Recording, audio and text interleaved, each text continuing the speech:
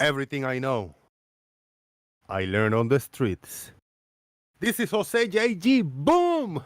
And we are live in the YouTube universe. We are ready for the festivities. Hit the like. Join us on Discord. The server is the Daily Boom. Find it in the description box. We are ready to do this. Day 2! Let's do it. Squeaky Earth, what you say?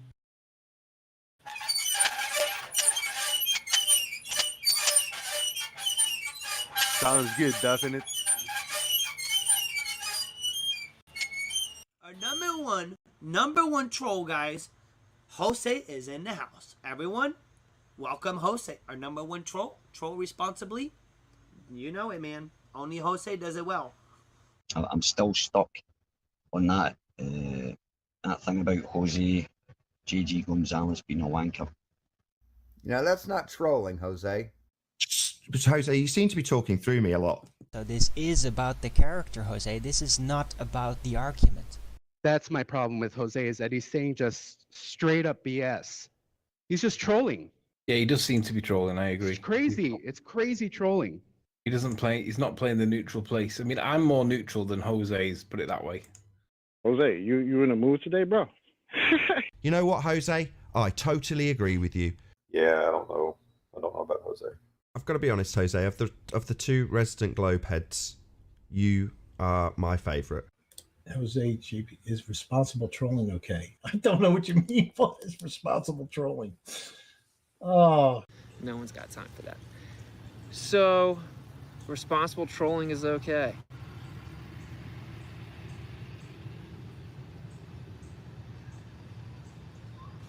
All right. Bro. I kissed a guy. Nordic and Moyles are, and Nordic and Moyles, okay? You know, just this angle now gets wider. It's much wider. Wider here.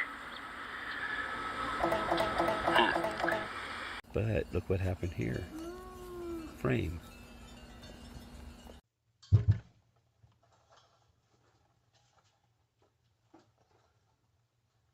A sextant and a map.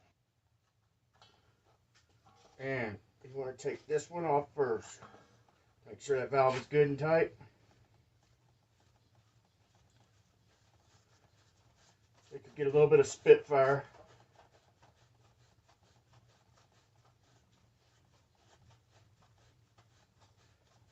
Terrestrial refraction.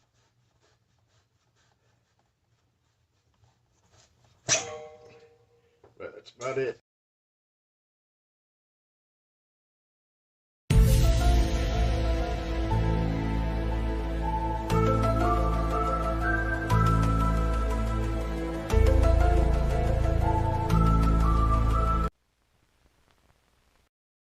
Here on the Daily Boom, in a metal retardation center costing PayPal and Super Chat will be built is to identify all of the causes of mental retardation and to develop more effective techniques of treatment and rehabilitation.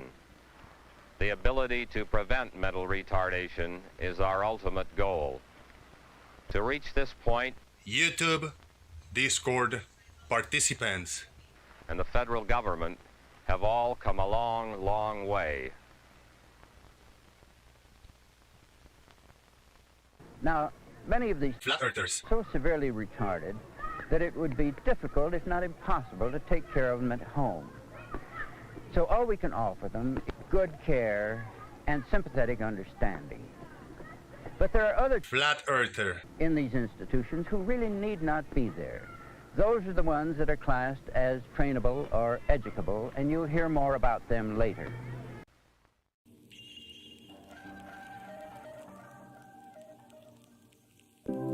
Are we resorting to comedy hour now? Obviously, Gravity, La La Land is reserved for special people that double speak, that say open is closed, closed is open. La La Land, we are in La La Land. Gravity, obviously. La La Land, La La Land, La La Land, we are in La La Land. Gravity, gravity, obviously.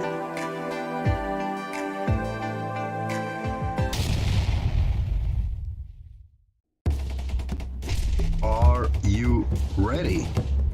Call your mama, call your papa, call your friends.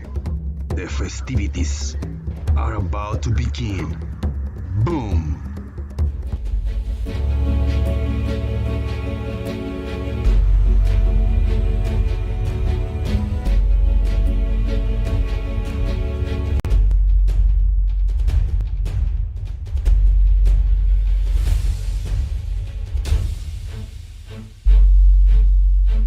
Hello, folks. This is Barack Obama. You are watching The Daily Boom with my man, Jose JG. Boom.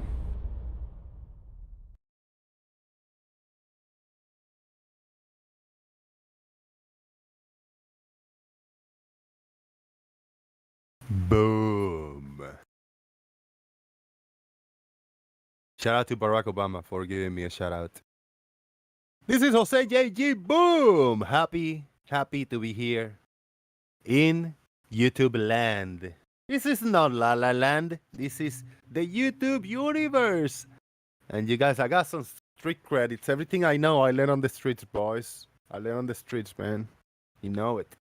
And I got the theme, the blue and red flag, blue and red. And for the contrast, we got yellow and green. Squeaky Earth, what you say?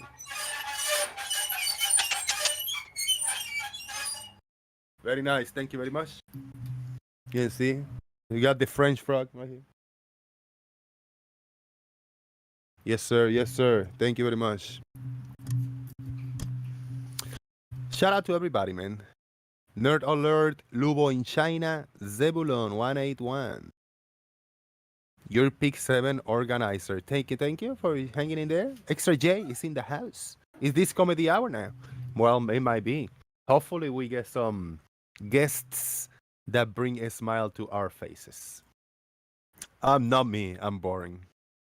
But I'm gonna just rant and babble for a little bit. If anybody joins, that's the way it's gonna go.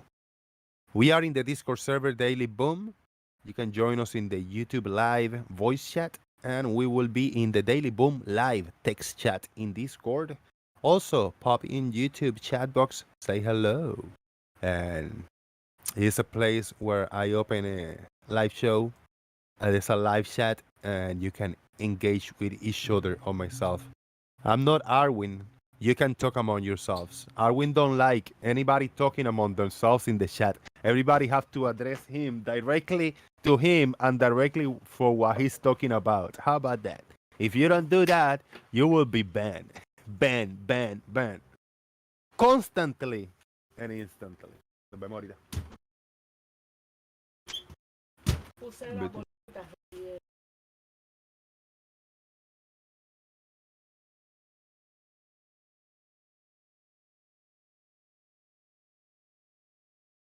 All right. And with that, everybody hit the like button. Share the show. If you are a member, part of any Discord server around in the neighborhood, copy a link that says, hey, Jose is live. Let's go over there to troll him. Let's go over there to shatter his globe dreams. And if they are flattered, hopefully they come in and shatter my dreams. I'm going to allow people to talk and have the floor and speak their piece. So please, hopefully we'll get opposite view that we can have a little entertainment with it. If anybody want to support, there's a PayPal link pinned in the YouTube chat box. You can also find it in the description box. There's a super chat, become a member, and all the good stuff. But very important for you, how can you support the channel? Well, you can join us in Discord server. Come into the voice chat, just like Farmer's Boy just did. He's here! Hey! Hello, mate. How's it going? All is good. Good to see you, man. Good.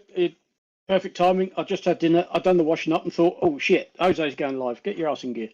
Very nice. Actually, good to hear you. Did I say good to see you? Yeah, I see your logo, so it's kind of seeing you. It's kind of a very, very loosely term where you say, hey, good to see you here, man. Even though I mean, some people I never seen their faces and will always say good to see you. What, you want me to switch my camera on? No, Again. I mean, if you want to. I mean, no, I'm just saying, like, there are some. I don't know if you use that term, but I have used that on YouTube. Hey, good to see you again, man. I've never seen them. I don't know who they are. Hey, hello, hold on. Hey. This is me. Hey, this is Farmer's right here. Uh-oh. Oh, I forgot to shave this morning. Oh dear. He is here. Looking good, looking clean, man, looking sharp. Oh, thank you very much. You got hair like I had 20 years ago, man. Well, I only had a haircut the other week, so give it a few more weeks and it'll need doing again. Yeah. yeah. It just won't stop growing. I'm telling you, man, it's some magic bullshit going on. Is it the tea? Is it the coffee we drink? Well, it could be because this is coffee with a little extra in it. A little something. Oh yeah. Something mildly alcoholic. I watched something yesterday, and the lady they go like, "Oh, give me a whatever, a bourbon, give me a whiskey." She said like, "We don't open the bar until 11 in the morning." She said like, "All right, give me a coffee then." And there was a couple, and then she came back with 2 cups of coffee, and there was a fight. He said like, "I'm out of here." She said, I cannot pay. I mean, he was gonna pay. He said, "You know what?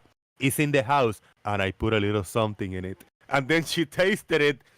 She said like, "Oh, is this tequila in it?" He said like, "Yeah." She said, "It's disgusting. Thank you." She kept drinking it. It's funny. Well, what time in the morning was that then? You was asking for a little something extra in it if it was before 11. Yeah, before 11 in the morning, I know. It was rough, man. But it was funny, man. She said, "It's tequila in it. It's disgusting. But thank you." She just lay back, just drink it. No, that's black coffee with a little slug of Tia Maria in it, which of course is a coffee liqueur, so it just sort of gives it a little bit of oomph. A boost. Oh yeah. But I don't do it during the day because I could be having to go out. I mean, because you don't want to be drinking alcohol and then say, "Oh, I'll just jump in the car." Yeah. Yeah, but this time of the evening, I mean, what we're now 6:20. I ain't going anywhere now. It's time. When I went to college in Puerto Rico for a few years, and one of the days I got out really early, and I was like, "Damn, the classes don't start till like noon. Fuck it, I'm gonna go to the bar, like across the street. I'm gonna have a beer or two." But it was like 9:30 in the morning. And I went over there like, let me get a Heineken there. I said, it's early, man. I said, yeah, it's all right. It's good. I ate. I feel good. I just drink a beer and go over there to study. And when I sat down, my uncle was sitting there having a whiskey heavy. Dirty I was like, "What the fuck are you doing? I haven't seen you in like 2 years." He said, "This is what I always come into to drink in the mornings." That's weird, man. What an odd. He said, like, you alcoholic or what? I said, "No, first time I drink a beer this early, and you guessed to be here. You know what the hell?" Yeah. No, it's. I mean, yeah, we used to drink when we was at college, but yeah, we was on what they call day release. So we were there for just 1 day a week, but it was a full day. So come lunchtime, there were so many pubs within spitting distance of the college that you just go and take your pick and have a swift half, as they say. Yeah, and then you'd still got all afternoon and all evening before you drove home. I mean, we didn't finish college till 6 or 7 o'clock in the evening. Then you had quite a drive home. So by then, if you'd had a pint or two, A, you'd have been all right, and B, back in those days, they weren't quite so strict on drink driving. I mean, we're talking late 80s, early 90s. They're not as strict as they are now. Where did you go to college, if you don't mind me asking? I mean, nowhere. I mean, what did you study in college, and did you finish it? Yes, I spent 5 years going to. It's a little place considerably south of here called St Albans. It's sort of on the outskirts of London, on the sort of the north outskirts of London, I guess. Okay.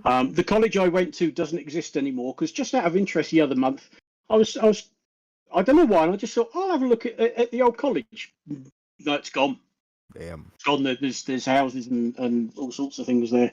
I spent a total of 5 years studying what I still do now, mechanical building services, heat and ventilation, air conditioning, pipe work. Nice. And now, was it many years ago? About what, 10, 15 years ago? Or yeah, earlier? A little bit. I finished in Mm-hmm. 93, I think.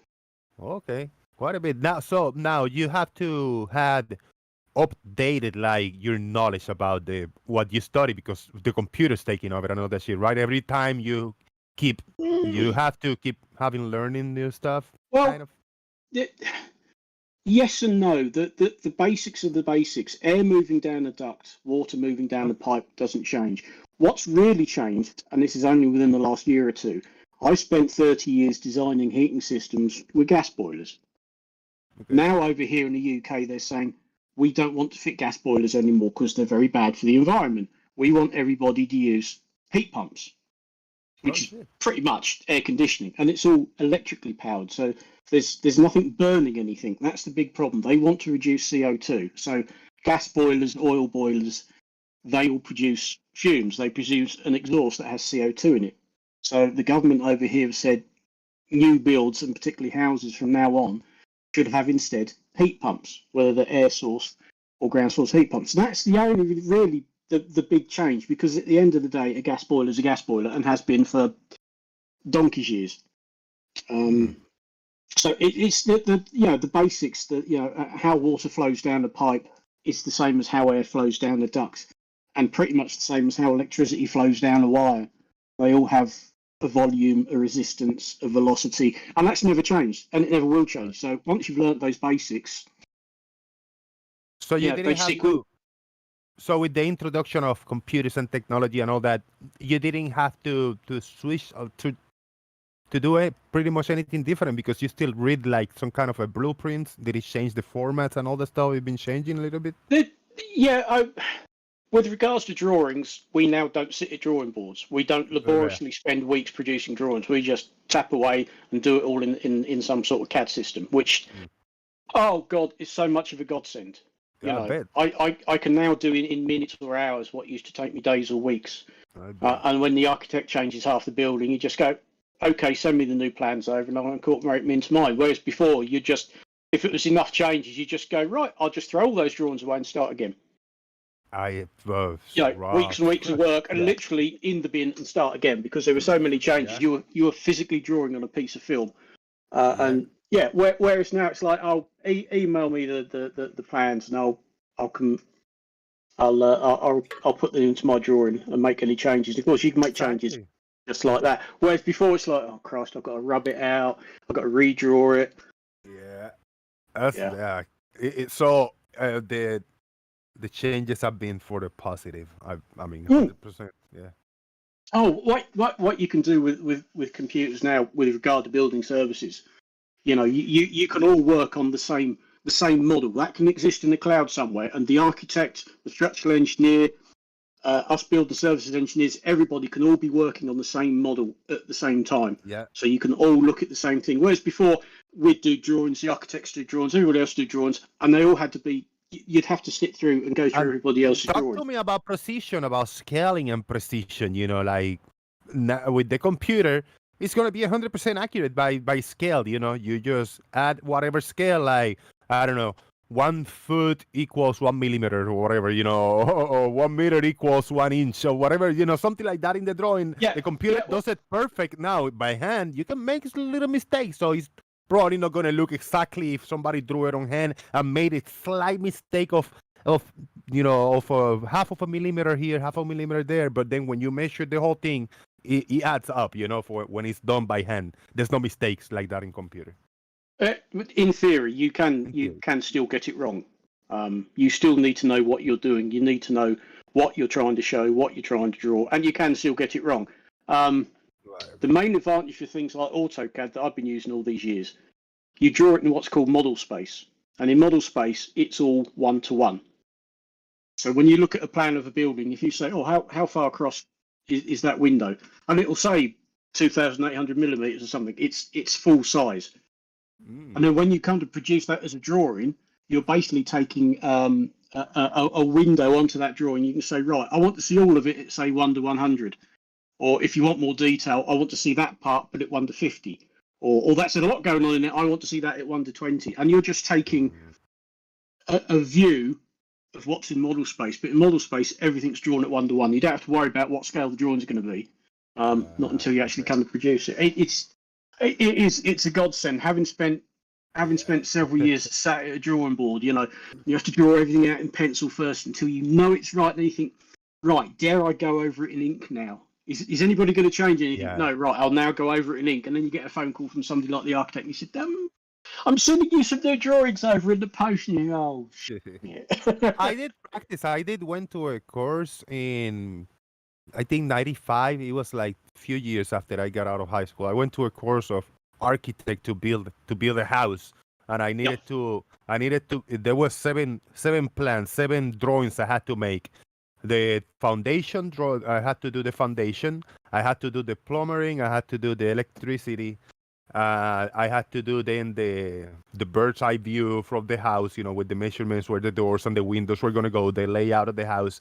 Then I had to do the 2 views, one in the front, one in the side, or whatever. Yeah. And then I could do an additional perspective view, like artistic view. And I was good, man. I mean, I had skills for that. I just didn't go all the way. I didn't finish it. I didn't get licensed on none of that. But it was something that interested me, and it was precise. I had a couple of nice little, like a 3-way rulers. There was a ruler with a 3-way, with different scales, and that's the one we used to draw. It's triangular in profile. I don't. I think all of mine are flat. I used to have one of those. Yeah, those are cool. I had 3 different ones with different scales. Meters, centimeters, or whatever. Yeah, they now tend to be mine are just the flat ones, but you've still got 1, 2, 3, 4. You've still got 8 different scales on that, So. I had the bazooka looking tube thing to put the papers inside, and we put it in the big board, and we start just sketching and drawing. I had the particular papers, and you had all kinds of little gadgets to draw circles and curves and shit. It was beautiful stuff, man. I used to love that. I still got some of it somewhere.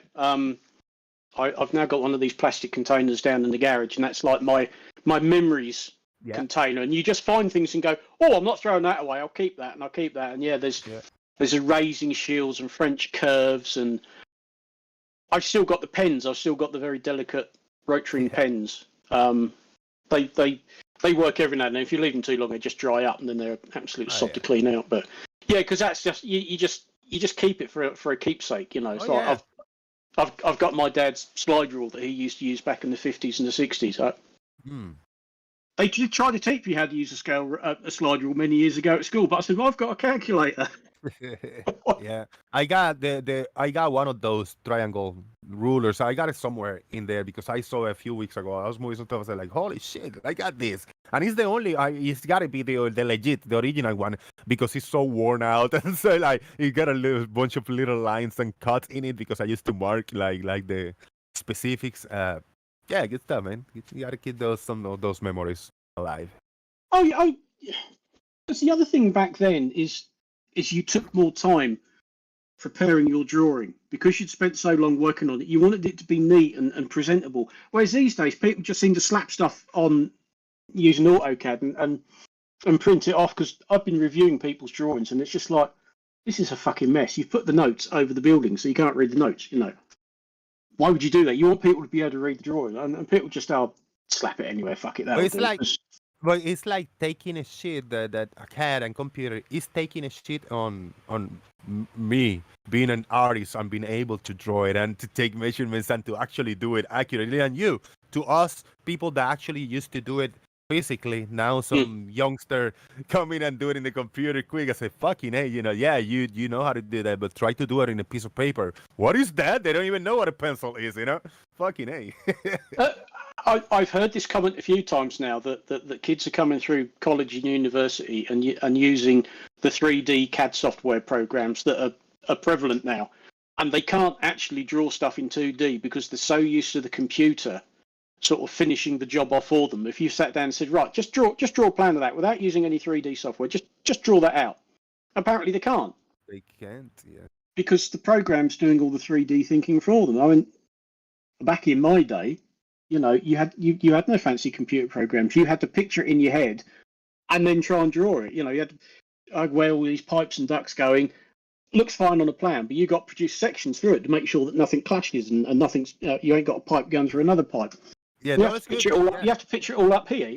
Yeah, in the actual paper corner, we had to choose like we had to choose certain corners, and we used to draw a little circle or whatever and call it A, and then we did the bigger to a bigger scale, and then you do the little drawings, what type of material to build that corner of the wall and what kind of wiring. I mean, this is fun stuff, man. Oh yeah. What I like about the industry I'm in is that pretty much every job is different. Yeah, every job's got its own challenges, and it's usually, oh shit, how am I going to make that fit in there? Because the architect won't give you enough room. What do you mean the water tank weighs 11 tons? Because it's got 10 tons of water in it. It's big. Sorry. When you say back in my day, Dad, excited, Europeak 7.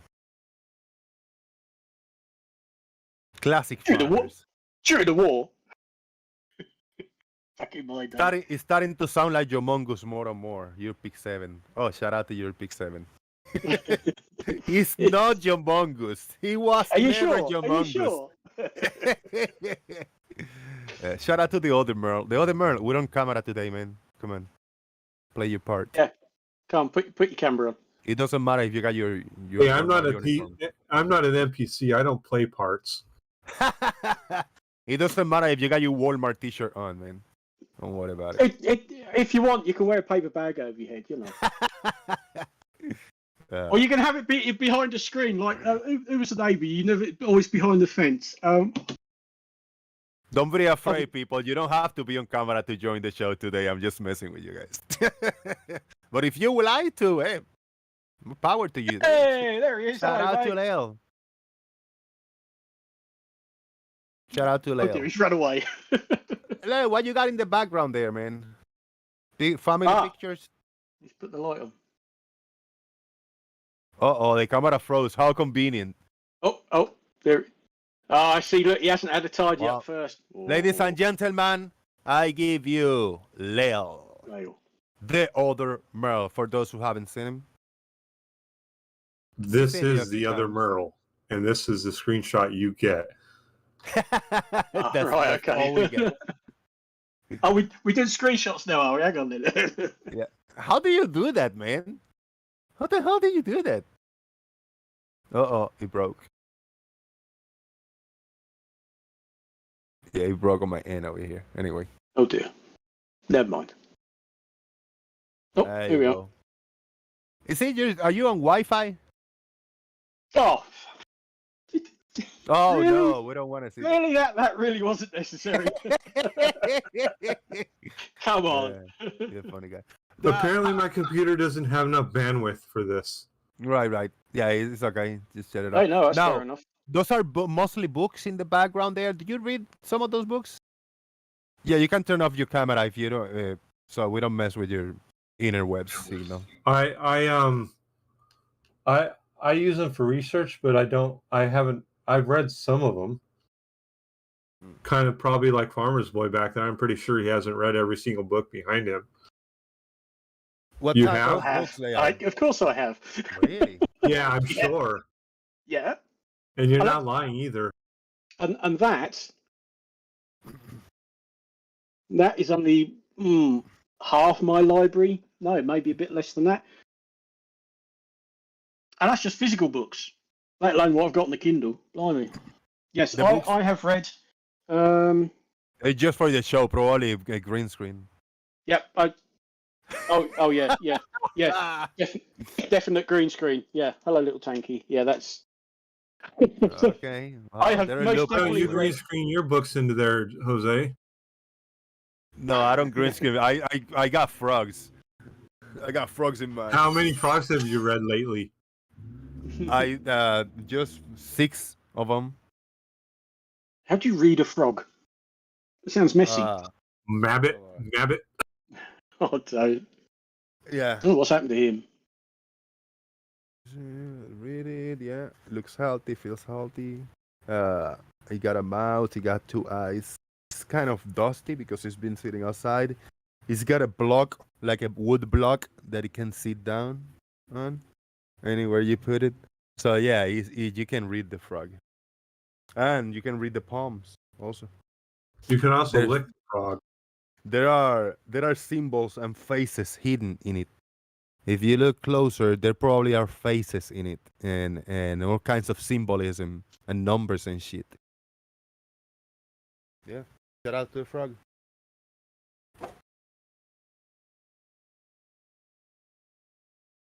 We got some. I don't know what we're gonna take this, but we can open Google News about science and see what they say. I haven't looked at that for a while, and every once in a while I used to take a little look. We used to take a little look at the Google webs. All right, I'm gonna switch to screen share now.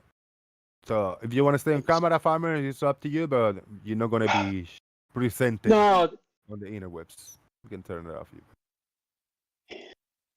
Thank you very much, man, for showing your ugly mug for the internet. I've been doing it. I've been doing it for long enough now on here and other channels. I mean, it makes no odds to me, you know. Yeah, right. Hey, Mum's here. Glover Mommy is in the house.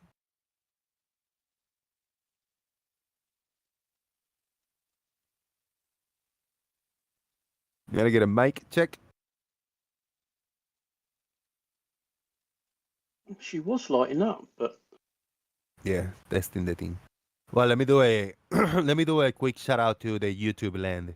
Nerd Alert, Thor KC, Zebulon 181, Glover Mom, Macy 81, Mandelbrot Set, RT96, Justin Franks, Your Pick 7 Organizer, Patio Furniture Extra J, Turing Test 2.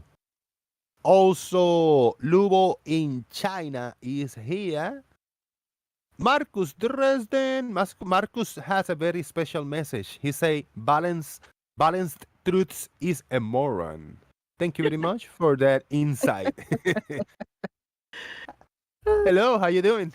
Hey, I'm good. I had to switch my microphone. That's why it wasn't. Oh. Yeah. There we go. But all is good. All is good. How you doing? Happy belated birthday, Farmer's Boy. thank you very much. Thankfully, Jose went live Friday night, so Oh, cool. Yeah. yeah, because Pip was suffering a bit, weren't she? Yeah. Yeah. How is she? I heard she was a little bit under the weather, Yeah, yeah. But dealing with some issues, health issues. Unfortunately, it happens, but Yeah, you it know, happens. yeah. Push through and she'll be all right. Yeah. Quick She should be recovery. fine. Yeah. Very good. Good I'll to have hear to that. DM her later and see how she's doing, but as far as I know, she's good. Excellent stuff. You throwing some Karen videos out there and Yes. on audits and shit like that, right? Yeah. Yeah, I need to get back into doing some flat earth and audits and things and doing Minecraft again on my gaming channel, so having some fun. Like playing the Minecraft? Playing Minecraft and then recording it and putting it on my gaming channel. Yeah. I have never played Minecraft. Never I have played never- Minecraft? I No, know let me- if I see something, I know it's Minecraft related, but I don't know Right. the format of the game, how it looks, how it played. Nothing. I don't know nothing about it. It's crazy, man. It's actually quite fun. You can make it fun or, you know. Yeah, it's actually I've been playing it for almost since the whole time it's been out, so thanks to my kids. So I've been playing lately Angry Birds too on my phone. I used to I have play. that. I used to play years ago when I had the Angry Birds came out and Angry Birds 2, Mhm. and it was cool just to pass. But now I downloaded it maybe a few months ago, and it's different because now they got the store and you can actually buy stuff with money like gems Yeah, and yeah, coins and all kinds of shit. I don't spend any money. I just yeah, play for free. and- I play just the vanilla. I just play it all natural and just play it, have fun. Me too, but it's Mhm. actually cool because it got different setting, different games, and you can join a clan. It's cool. So Ah, yeah, yeah, I yeah. just joined a clan a few weeks ago, or whatever, and it's cool. You got the clan battles, 2 teams. Whoever makes more points. It's fun, man. Really fun stuff. Yeah. Oh yeah. And they say it's an actual chat box too for the clan members to chat inside the Oh, that's thing, oh yeah. So you're it's cool, chatting man. to each other. Yeah, yeah. Yeah. That's a new cool. thing. Yeah. Been playing a few horror games and things as well. But, Horror game sounds. Do that with friends. Phasmophobia, a new one called the Demonologist, which is hard, but it's fun. Yeah, good stuff. Mhm. Shout out to Shaik and Stingray. They are in the house. And Gary, Sir Chocolate. Why venga? The good Gary, right? The Yeah. non Gary bot. Yeah. Yes. So if I put Google News and I search, wait, okay, sharing my screen for those who want to Yep. look. I click on the first link on Google News, and then we have over here. Let's go to the science section on Google News and see what we got there. If you guys want to check the screen and we take a little look to see what's new for the eyes of Google and for us. We got for the latest. China to start building lunar base out of moon soil in 5 years. Whoa, we are going too far. What does this mean? Building a lunar base out of moon soil. Are they gonna make like moon bricks or something? Probably. Yeah, bricks, blocks, something like that. Yeah. I mean, you've got the room. There's no point taking stuff up there when you can use the moon surface, I guess. That's true. That's true. You know, because that costs a lot of money, to get stuff into Earth orbit and then across to the moon. So Yeah. Don't you need a lot of soil to build something? yeah, well, that's what's up there. Right, exactly. Also, they're gonna build it on the. I thought they were gonna use moon soil to build something in here and bring it. No, up. they So say they're it's gonna be go there. on the moon. Yeah, they want to have a base on the moon. So Not too sure about in 5 years' time because Mm. I know the Chinese are quite secretive as to what they tend to do with regards to space.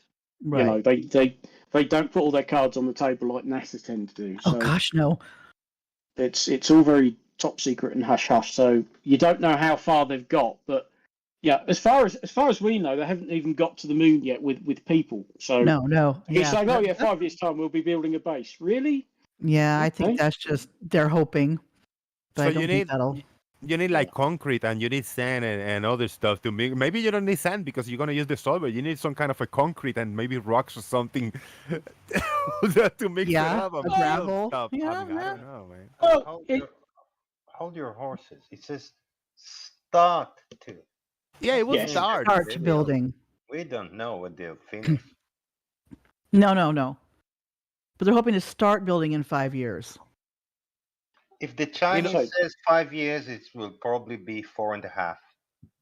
But in order to start building, there need to be presence in there, or I mean, could be remotely, but still need to be presence in there, technology-wise, like some kind of a shuttles or rockets Yeah. or whatever. A mothership, farmers, you see mothership. I brought it back. You couldn't Mothership. wait to get that in there, could you? I like it. Oh, bless. What you need is an all-in-one machine that turns the soil into cement and make a brick and put it there. That's it. probably what You they're need- working on right now, I betcha. Yeah. You need the a shitload of water, like Mhm. definitely water. You Oh, need to yeah. mix it. Yes. with Well, water. they've found water on the moon, haven't they? Yeah, they have actually. You're right. So, yeah, really the only thing you've got to think about is if you've got what do they call it, regolith, I think. If you've got soil there on the moon surface and you've got water, it's how you bind it and hold it together. Now that doesn't have to be, and I'm sure it's not going to be how we do it here on Earth. It's not going to be any of our traditional building techniques. No, I'm trying no. I'm trying to put a face to them. They found water on the moon. Who's them? The Americans? Like who is They? them? Who's this The they they Americans speak or of? what? I know. I think it was NASA. I can't remember now. It wasn't that long ago, but they have confirmed that there is water on the moon. I mean, it's frozen, but it's water. It's there. Yeah. There's water on Mars. There's more frozen CO2 than I think there is water, but yeah, that's the same thing because it's there because it's so bloody cold it's frozen. But the fact it's there to begin with, you sort of think, right, we've got soil or dirt, whatever you want to call it. No bloody good for growing things in, but for building stuff, yeah, you've got plenty of it. All right, there's a couple side notes about Jupiter. Europe's Jupiter Icy Moon Explorer is unlikely to find life. Who is the explorer? Where Portuguese science and technology is heading to Jupiter, and the ESA mission to Jupiter is ready to take off. There's something going on. People interested in Jupiter over there. Yeah. There's something about they found little glass beads on the moon that can contain water as well. So I don't know. Yeah, I don't. But there's obviously lots more to find out on the moon. Of course. Once they start going back again. I mean, they found out enough in Apollo, but you know. Right. Inside the 3D printed box in Texas, where humans will prepare for Mars. Woo! You see, this is my beef with these space agencies and the news. They are implanting this idea when they haven't still get the first step is to be on the moon and build that jumping pad to go to Mars, which is like the moon. The moon mission has to be completed. The moon, some kind of a presence on the moon must be, because that's kind of the key to go to Mars. So, but they're doing all this Mars stuff like way too early, you know. Yeah, but the two things are unrelated. So the 3D printed box that they will live in, let's call it a little apartment or whatever the hell it is unrelated, practically to the Mars mission. You could live on it on Earth. You could live on it in space. You got a point, yeah. It just so happens it's a 3D printed thing. So you can develop this, well outside of the contextual use of we're going to use this on the moon. So why not show it? Fair. Point taken. And of course, these things take a long time to develop. So you're not going to wait until, A, they've gone back to the moon, and then B, they've gone back to the moon and bloody landed on it and set foot on it and then gone, right, we've got that far, we can start now, because you've just wasted God knows how many years. Fair. So they're starting now, and then hopefully, all the other big hurdles have been crossed by the time they've got everything sorted out. Still, I mean, do you think it's going to be, let's look ahead on time, 30, 40, 50 years from now, and now they're ready to go to Mars and they got ready. Do you think it's faster to bring a 3D machine and all the material that is going to be added to the 3D printing machine to create this, or bring the actual materials and build it over there? No, they won't take the print substance. That's what will be on the. Oh, okay. They'll take, I mean, I've seen it not far from where I am right now. The construction firms have run many examples of printed houses. So and it's just basically a concrete mixture. So you can do the same on the moon with moon dust. Yeah, that's what we're thinking. Yeah. Yeah, the raw material's already there. You're not taking the raw materials with you, because that would just be horrendously expensive and a bit silly. You work out a way using what's already there. And I see these lines, and this is a 3D printer on 3D. I seen it used over here for houses like and stuff like that. Seen this technique used. Basically, yeah, you throw long stripes of plaster or cement or whatever it is. Look at that. Look like a bungalow or something like that, like on those fancy vacation homes. Oh yeah. How about the living one room like this in Mars? Are they gonna build a McDonald's or Taco Bell or something there? Sure, they'll do something like that. I think so. What do you think will be the first fast food to be built on the moon or Mars? McDonald's. McDonald's, right? I think it's the more like. But having said that, it depends how we colonize Mars.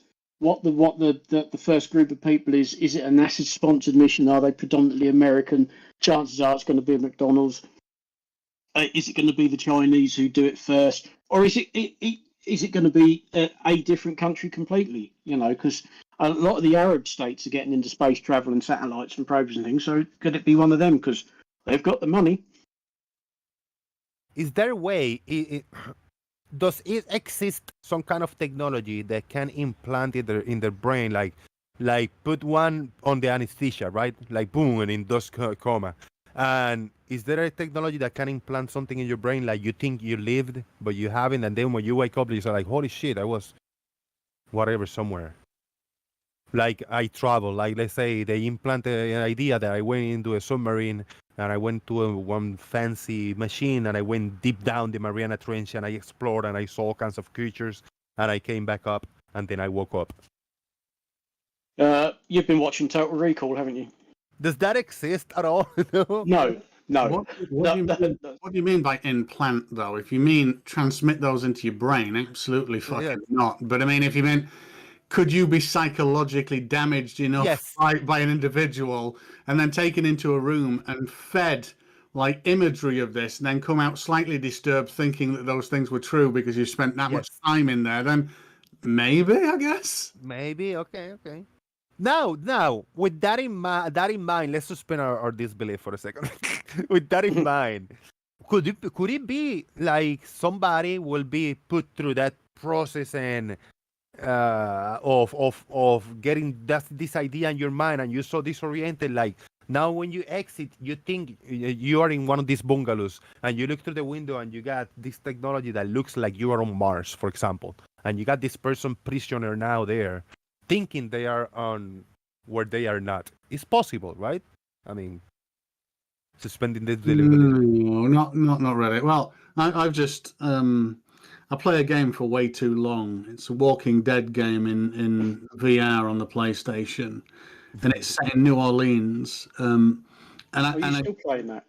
Yeah, it's awesome. There's 2 games. I haven't finished the first one yet, and when I come out of it, and when I immediately take the headset off and I walk, it's a little bit strange to me, and it doesn't feel familiar if I've been playing for like 2 hours or something.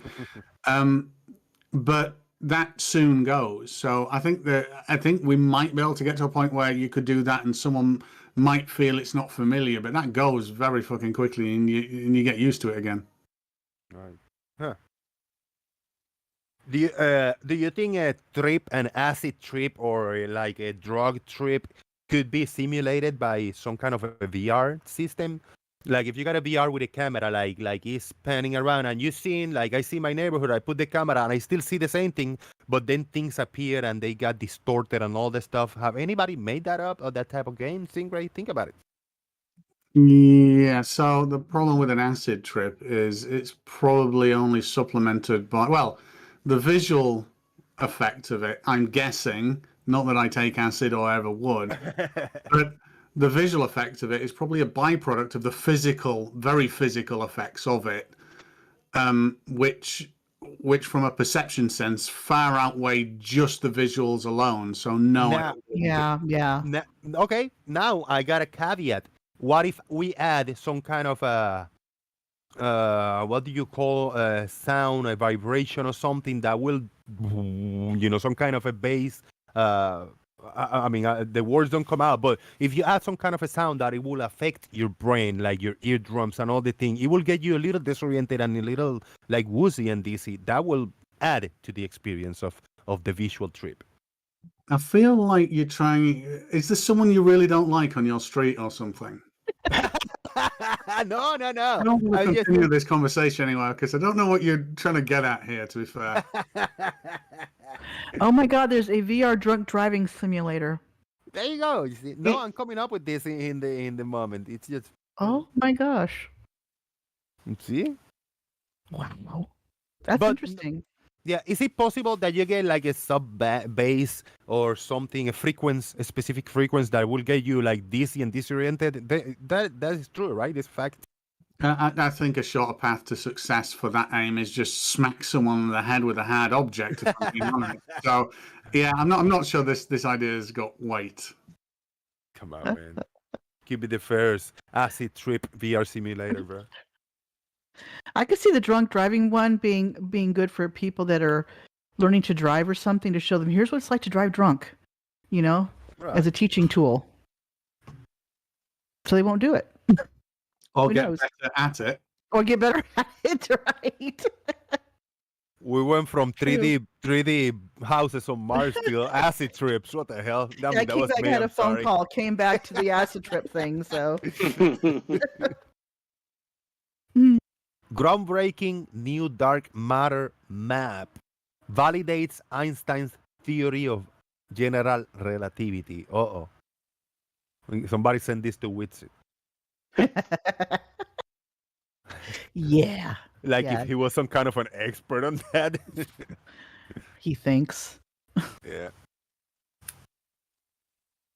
I kidding. Yeah. Is there people off the top of their head that they're really knowledgeable about this theory of general relativity? Are they people that know all of the details? I'm sure there are, but no people that actually have degrees and PhDs and things like that. Not just, hey, I'm a flat earther, I know it all.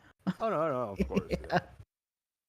But I mean, like, let's say, I don't know, very smart people like PhD Tony or Professor Phil Bell or people like that are, and rest in peace George. You know, they were experts. Yeah. Do you think these people know all to know about it? I don't think they will know all of it. They will have a very, very big idea and they will have the big understanding of it, but I don't think they know all the crevices and the meticulous details, right, about it. All right. You see, Phil Bell, I gave you a shout out. I mean, PhD Tony. Yeah. I know I know he hates me. Well, yeah, he doesn't like you. Shout out to PhD. Yeah, Jose. Not everybody's gonna like you, so Yeah, I know. It's just fact of life. Not everybody likes me either, so I've had my issues. I appreciate people not liking me. I kind of get a rise of it. Yeah. You love to troll. We know this. Mm-hmm. You know it. Maine Museum offering 25,000 reward for falling meteorite. Where did this fall? Over Maine. Where is Maine? Maine's in the upper northeast state in contiguous U.S. It is where, or maybe not, the main surveyor is. Yeah. Oh. Where Stephen King lives. Yeah. But wait, the main surveyor is Maine as the first one, or is it Maine as written like this? It's Maine, not Maine. You just told me the same thing. It's Maine, not Maine. Well, you just told me the same you thing. You need to hear it differently. I couldn't. No, it's with the E at the end. Yeah. Hey, shout out to Reishi50, PhD Yes, Tony hey, loves Reishi. you and me, Reishi. Boom. Indeed. Love is Dude, love is such a subjective word, isn't it? Yeah, I lost that in the channel that I lost in my main channel. I lost that nice compilation I did with Reishi50 saying that she wanted to debate Tony. Taken out of context. I loved it, man. I lost it. All right.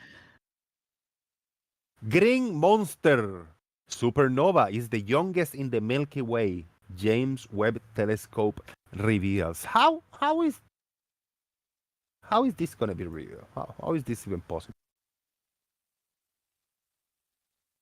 Well, you go to university, you study, I don't know for how many years, you get a PhD in astrophysics, and you'll know.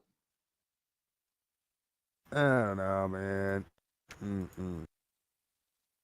Look at the image. Is this it? Is it the green monster? You see this green thing?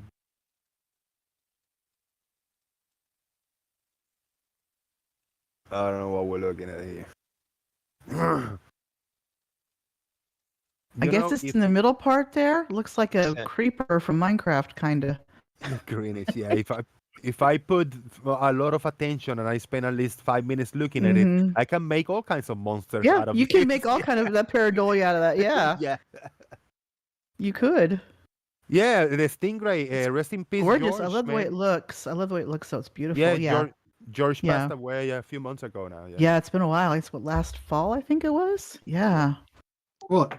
George Natchuk? Yeah, he passed away about 6 months ago. Oh, wow. From what? Don't know. Not sure. Not entirely sure it was ever revealed, but yeah, it was. Just heard that he passed away. Very Yeah, sad. I know he lost his house on a Yeah. big fire. Oh, that's right. Maybe a year, maybe less than a year after that, he Yeah. passed away. I'll tell you. I'll tell you what set it off.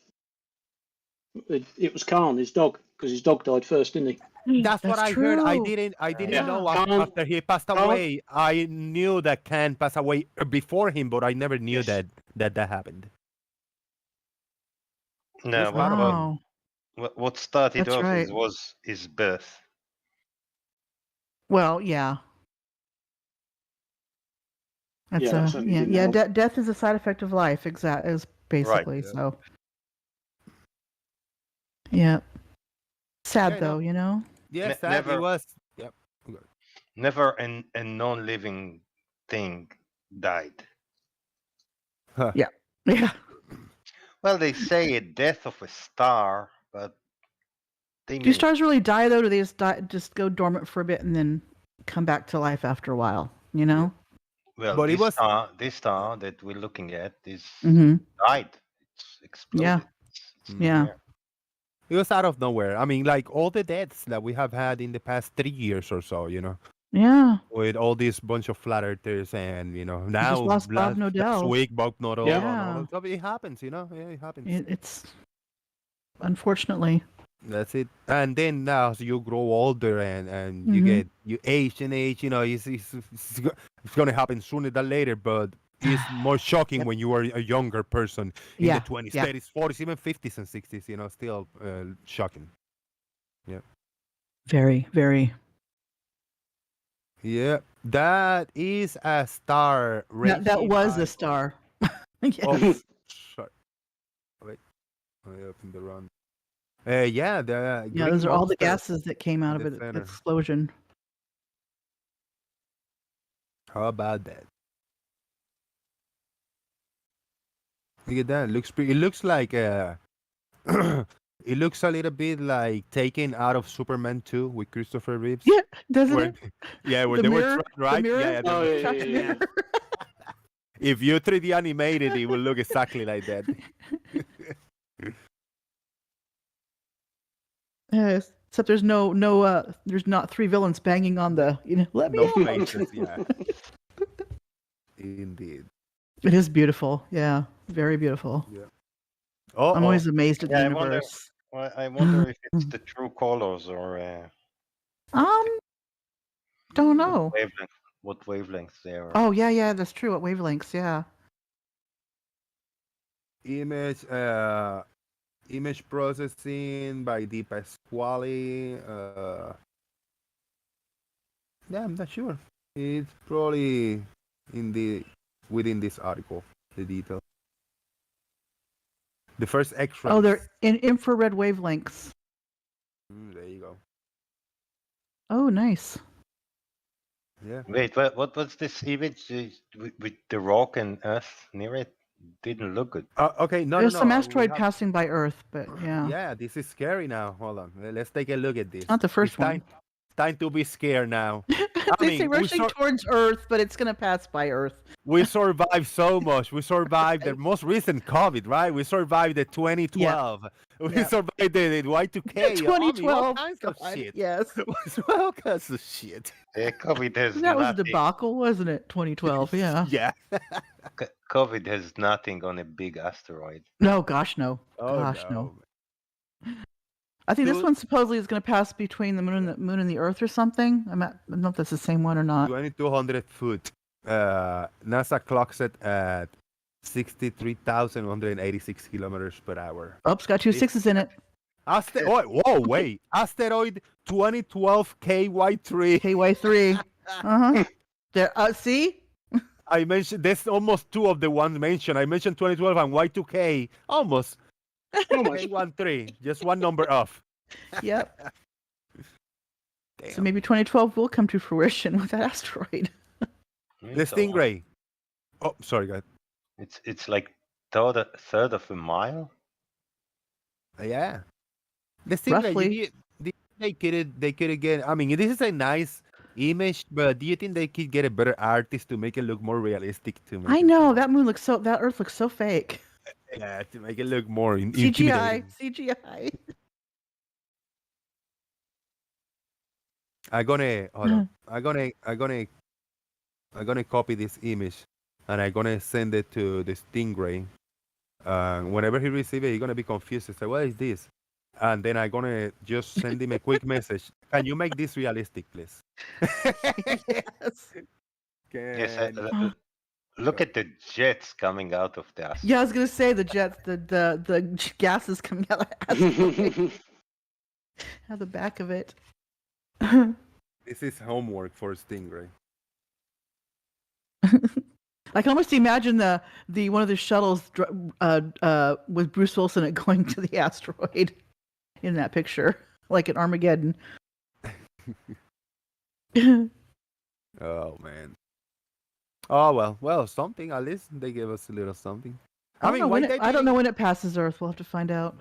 Why they didn't draw a flat Earth in here? It's been done already. With the asteroid and the flat Earth coming out at it. Oh yeah, and then you put a big dinosaur in the flat Earth. That gif where it hits the Earth and all the dinosaurs fly off. Yeah. Hits the flat Earth. Alright, April 13. Holy shit. That's tomorrow. That's tomorrow. Yeah. Ooh. It's gonna pass extremely close to our planet, just 2.97 million miles away. Okay, so it's not between. Okay. Scary. So it's not between the Earth and the Moon. Okay.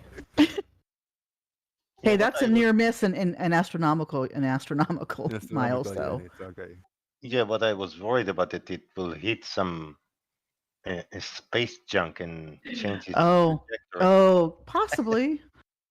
No, not at that distance. You won't find any. If it's going that fast, though, it would just brush right through it. It won't even hit the any of the satellites that are out in the out there, like the James Webb or anything like that. Right, but they just sent a probe that hit an asteroid and changed its trajectory, so that's possible. That's true. Now let's take a quick intermission to have a message from Nathan Thompson. I got it on oh God, dial. Do we I have got it to? on speed dial. Yes, I got him on speed dial here. Here we go. There's audio in this one. Oh, is he crying again? Some random guy just calls me and he goes, "Hey Nate, I got your number from one of your videos and I just want to let you know that I'm a longtime fan and I watch all your videos and all your streams and when you go on other people's channels and debate them." And he said, "I just want to thank you for all the years of making me laugh." Thank you very much, Nathan. Appreciate that. Oh, Good God. looking at. That was Nathan Thompson out of context, everybody. 3.5 years ago. I love it. Oh, God. Physicists have successfully generated tiny solar flares in the lab. Oh, holy shit. Where's Dimok? Dimok likes stuff made on that's a true. lab. Yep. Now things like solar flares have been generated in the lab. What is going on here? Shit is going crazy. Yeah. How can be a solar flare if it's made in the lab? In the lab? That's true. Yes. You're right. It looks cool. Yeah. Oh thank no, you, Rachel. anamorphic mind. Oh no, he says, "I thought the chicken suit would protect Nathan from insults." No, it doesn't. Yeah. Hello, Master Kalik. Yes, you are new. Good to see you. Oh, hello. Welcome. Okay, this series of images experimental plasma loop evolution. How about that? This apparatus consists of gas nozzles, electromagnets, and electrodes in a vacuum chamber. Why do I have to roll the R's just because they are big words? It makes it more impactful, I think. You got to roll your ass. Come on, roll your ass. It makes it impactful, like I mean it, you know?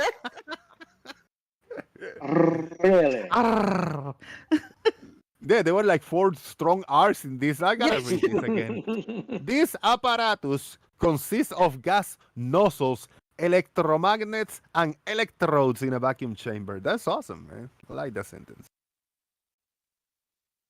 Oh, that's great. Where's Mr. Grimm? Mr. That's Grimm actually cool that they're trying to simulate it. You know, yeah. Do you think Mr. Grimm will get a hard on when reading this plasma loop evolution? When reading plasma? I think he will. He likes plasma. Oh, well, you know, the sun is liquid. Yeah. So somebody said on the Tartaria Discord last night when MC Toon was debating him. Oh, there's a comparison between coronal loops on the sun, coronal loops of the sun is in the top, and at the bottom is both developing a kink, instability, and snapping, resulting in X-rays. It's like the creation of the lab creation, right? So they're trying to mimic the effects And learn more that way too, without actually having to send a probe to the sun. Yeah. I like kink instability. Instability, exactly. It's got some kink on it. What will humans learn about by doing this? What will the knowledge will be?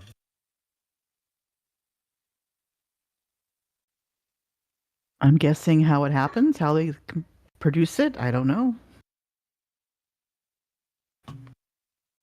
X-rated kinky race. All right. Thank you, I guess. I'm not sciencey, so I couldn't tell you. And then this is the scientist that created that in the lab. He went into McDonald's to buy sandwiches. Coffee break. Out of context, I like it. Any thought? There's a bunch of people here, guys. If you got a topic or a point that you want to bring on, please feel free. I'm just going through this just as a filler, but yeah, I don't know. It's fun, entertaining. Shout out to over here on Discord. We have Carl K, Chike, Extra J, Farmer's Boy, Glover Mommy, Snesley Wipes, The Other Merle, The Stingray, and Thor KC. Thank you very much. If everybody hit the like on YouTube, thank you very much. If you haven't clicked it, please do so now. And if anybody is got some money to give me, I'll take it. I need to eat the real food. People say buy me a coffee. Support, please buy me a coffee here. I cannot say that because I don't drink coffee, but buy me a sandwich. I'll eat that. Supposedly we're having not we, but in the southern hemisphere, they're going to be seeing a total and an annular lunar eclipse here, and I think on the 20th or something. Of now? It's one of those very rare eclipses that's going to happen. Oh. Yeah, I'm not sure. So some places will see a total, some will see an annular. Solar, right? I mean, solar, not lunar. Solar. Thank you, solar. Yeah. All right, let's see. Solar eclipse. News about solar eclipse. Get ready. Space.com. That's it.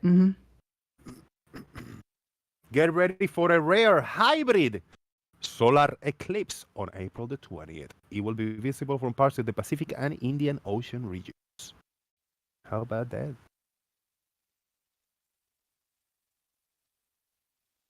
A hybrid solar eclipse shifts from a total to annulars as the moon's shadows races over Earth. In some places, the moon completely blows out the sun, whereas in others, a ring of light is visible around the edge of the natural satellite. Eclipses are very rare, just a few times every century. Very nice. That's actually pretty cool. Yeah. This is a video clip. I don't know what it is. Probably. Yeah, I'm not sure what it. Probably just talks about it. Yeah. It's giving you a. It's music and text. Yeah. Yeah, illustration on how.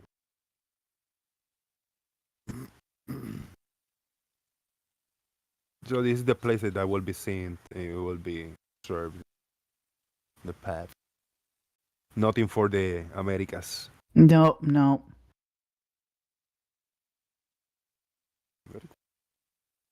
Uh-oh. Yeah, it does that. Australia. So Australia will be seeing it, be able to Gonna see be a it. little Yeah. bit. And No, it's whatever. West this Australia or Indonesia. Very cool.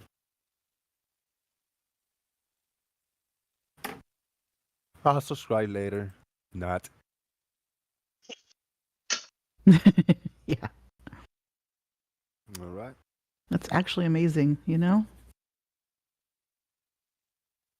All right. Let's see. Uh-oh. Ancient formation discovered wrapped around Earth's core. Ancient formation. I got such a big beef with this Earth's core. All my life I have a beef with this. I mean, like personal beef. Wow, what did it do to you, Jose? Jeez. The Earth's insides are cooling down, and the planet will eventually turn into a sterile, unliving rock. It's the life cycle of all planets. But when the inside goes cold, our planet will lose its magnetic field, the very thing that protects us from much of the harsh radiation of space. And despite recent events like the volcanic eruption in Tonga, it turns out our planet is cooling much more rapidly than experts once believed. Despite standing directly above all the action, it's still difficult for scientists to know what all is going on down deep inside the Earth. But they know that the Earth has a mineral layer between its outer iron and nickel core called bridgmanite. It's a conductive material that pulls heat into the next layer of liquid magma. So scientists fired a laser at a bridgmanite crystal to superheat it while also increasing its pressure to simulate under-Earth conditions. And after increasing its temperature to 4,274 degrees Fahrenheit and increasing the pressure to 127 gigapascals, they realized the mineral is 1.5 times more conductive than previously thought, which they say means Earth will cool faster than expected as well. But add exactly how much faster is still a mystery. This is what I got a beef with. Do you see that diagram right there? Yeah, oh yeah, yeah. It's just representation. It's not meant to be literal. Still, I mean, come Made on. by nature. Well, until we know exactly how everything is, gotta do representations, guesstimates. Same one or no? Yeah, I think that's. I'm just going to find a screenshot or whatever. I can probably Google a better image. Let's Google You it. probably could. Be better to do that. Yeah, be better to do that. If I Google, I just Google in the separate window. Earth's core. I mean, let's see if we find this diagram, and I'll tell you my beef with it. Which I have an idea and I know about the answer, you know. But Mm-hmm. still, it just pisses me off. Fucking core. Okay, right there you go. We got the layers, peeled back the layers of Earth. This is my beef. Okay. That I'm gonna use an analogy of the universe and I observe universe and the travels that humans have made and technology have made. Technology having even left the solar system, even that, I don't know what is 40, 50 years ago, they sent some kind of a rocket or whatever and it's flying very far away. This antique, farmers might know the name. Some old technology that was sent out and is trillions of miles away from the Earth.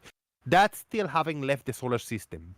So if you want to talk to me about what's known, technically, what's known is what is within that reach, where that ship has been.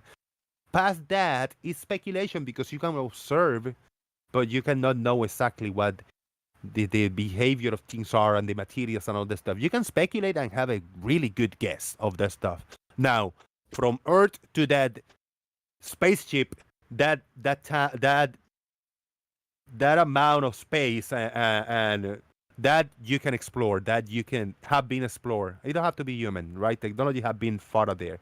On Earth, you can speculate what's deep down the Earth because you got certain tools to send waves and receive some kind of a visual visualization of those waves that you receive, and you go across all the way out the Earth, but you really don't know what's down there because physically, just like that one spaceship that it hasn't left the solar system, we haven't even dug down this first very thin layer of Earth, which this consists of I don't know how many miles down. We haven't get that far. What, 8, 10, 15, 20 miles down the Earth, as deep of the Earth. That is my beef. That physically we haven't been dug down this far of this thin edge, but we can give you a representation what is down in the middle. What if it's something different? This is the speculation. This is what is they think it is, and everything points to be built somehow like this. But I call bullshit. That's my beef. I call bullshit. Okay. Go ahead. Well, you're welcome to your opinion, Jose. Not everybody can be right all the time. I know, man. No, it's my opinion. It's my beef. Oh, no, here's a question for you then, Jose. Let's say, fast forward 3 months from now, and the world's nuclear arsenal is floating around the seas. And you have very specific roles for certain submarine groups. Some of them are kind of hunter-killers. They're meant to hunt the larger ballistic missile submarines. They cannot see, nor can they touch. Can they assume that it's a submarine they're looking at if the signature that they get back says this is fucking metal, this is the right size and the right shape, and it's about the right place where other evidence pointed to, like radio signals and telemetry data? Should we fucking just say, because we can't see it and we can't touch it, we won't take it out? We'll just leave it on the off chance that it might or might not be a submarine that's intent on launching nuclear warheads against, allied countries. You wouldn't, would you? That's a really long question. Right. Okay. So sonar. Okay. So sonar and EM signature. Do you think they are tools to use to identify something positively when you can neither see or touch something?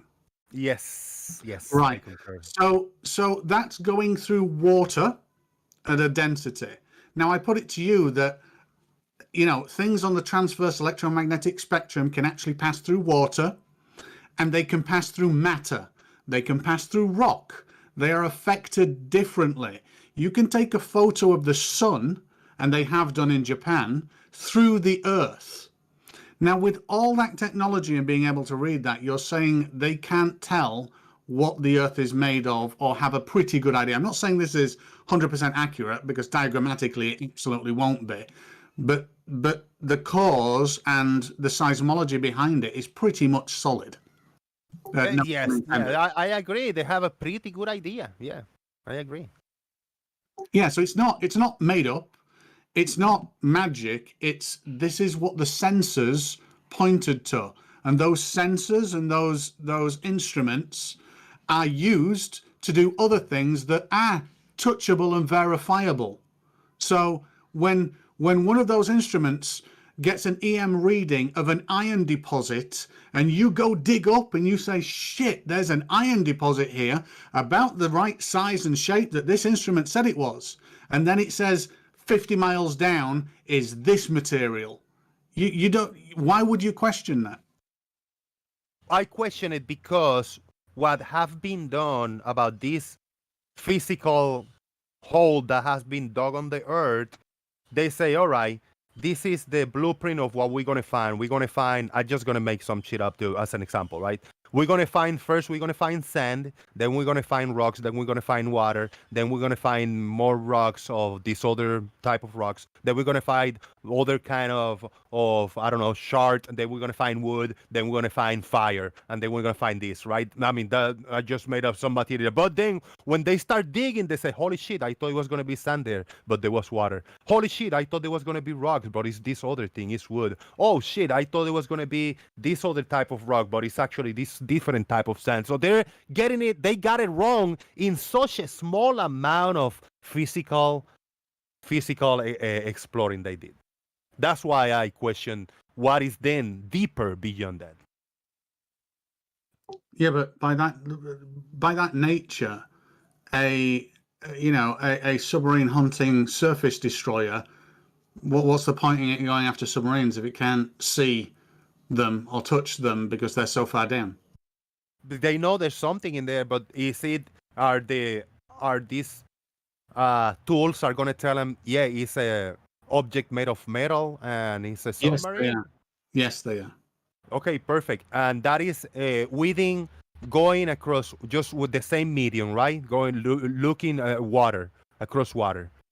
They're not going through different mediums who mediums are down the earth. To be honest, yes and no. They don't need, I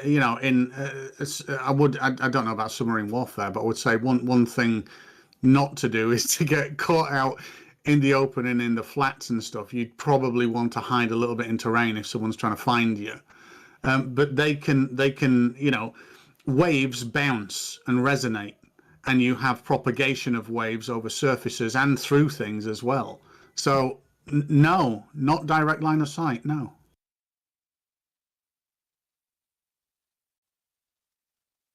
So you think the water medium and you can use an analog for the solid medium or the ground that we stand on?